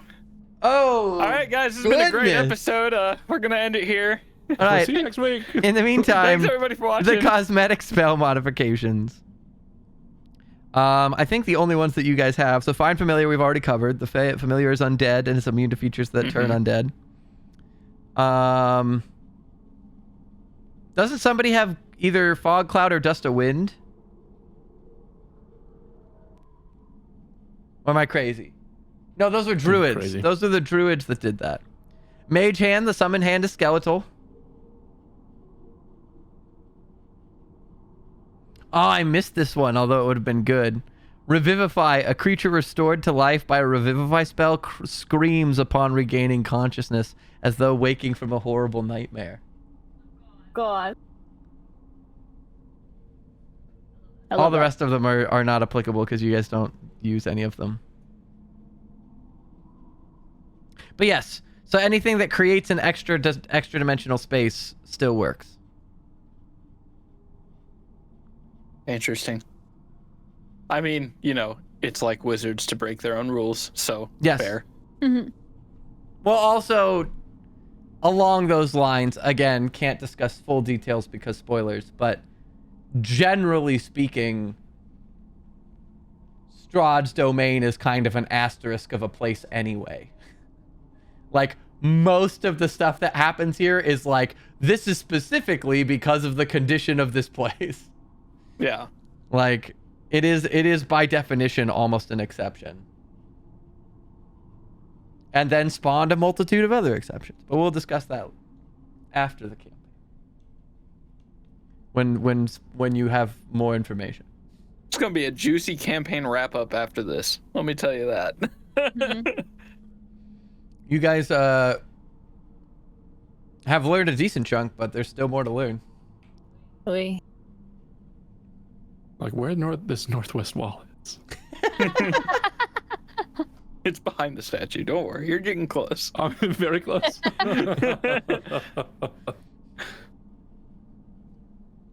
All right. Well, Smalley. on that note, I think that is a good place to stop. But thank you for having me look that up. I just learned something juicy. Yeah, no problem. Happy to help. All right. Oh, man. See you guys. Thank you. Thanks for playing. See you guys next week. Thank you.